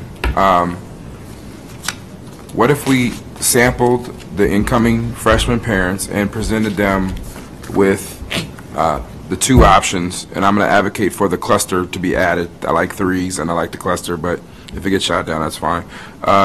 Because that could help our modeling as far as cost. Because we just went through a selection process, and had that freshman had additional choice at a high school or had the three, would they have exercised that option? And just a small sample size to project additional costs. If there's not a way, then there's not a way, but I would like to say, my last thing I'll say today is that the cluster model, I really appreciated that model because it was simple. We could divide the school district up, and we could provide the same equitable resources in each quadrant, and it was just easy to explain. It wasn't a part of this. Somebody afterwards can tell me what happened to it, but if there's an option for a third option to the public, I would like for that to be it. But if not, that's fine. Awesome. Mrs. Underwood. And correct me if I'm wrong, fellow subcommittee members, but I think the reason we removed the cluster plan, to answer Justin's question, was it was one of the ones that promoted diversity the least, just because it was a group of schools around your home, basically. And I think when we took it out to the public, is that right, they didn't We didn't see a lot of much. positive feedback on the cluster. We personally didn't like the name, but it didn't get a lot of feedback, positive feedback from the community groups that we brought. It was specifically one group, we had someone say, if you go with the cluster or home attendance, we think that you'll get the most challenges legally from those models. Before we wrap up and make our final thoughts here, I do want to thank very much Mrs. Underwood for putting together the mission, the vision, and really spending the time on helping us as a community or as a committee to get to where we needed to be. I also want to thank the research department because they've been awesome to work with and have been very creative in coming up with lots of different options and solutions, and it has just been a wonderful experience. So I want to thank all of you for that. So I guess based on what everyone said, are you all good with the recommendations that the committee came up with in general to take all that out to the public in March? We're going to have another committee meeting next week just to help us make sure, or this week, I can't remember, to help us kind of make sure we're ready to go, and I think that's going to be after, clearly, spring break. Ms. Williams. So is it possible since we go out next week, is it possible maybe to have everyone by like Friday gather any extra questions, concerns, send them to Matt? Just so that we're having, We're actually, we've prepared an online survey for all of the Board of Education members. You're so lovely. And that'll be going out to you, to your email tomorrow morning. And so essentially what that'll do, it'll ask you kind of your opinions about the different recommendations that we brought forth today, and it'll give you a chance to comment about why you feel that way and potentially tell us if there's something you're not comfortable with us taking to the public. That's another opportunity for you to do that. We understand that this is a lot of information, and so you may think of things between now and the end of the week, and so what we would ask is that you fill that out sometime during the next week, and then we'll have that from all of you next Monday. So. Perfect. That's why you're so awesome, because you guys always think of things ahead of time, and I appreciate that. So thank you, I think, all very, very much for getting through essentially 12 months of work that we've done in 2.5 hours. I think that's pretty good. So thank you all for being here very much. So I need to adjourn. So we're up. Yep, let the record reflect that we adjourned at 8:32 p.m.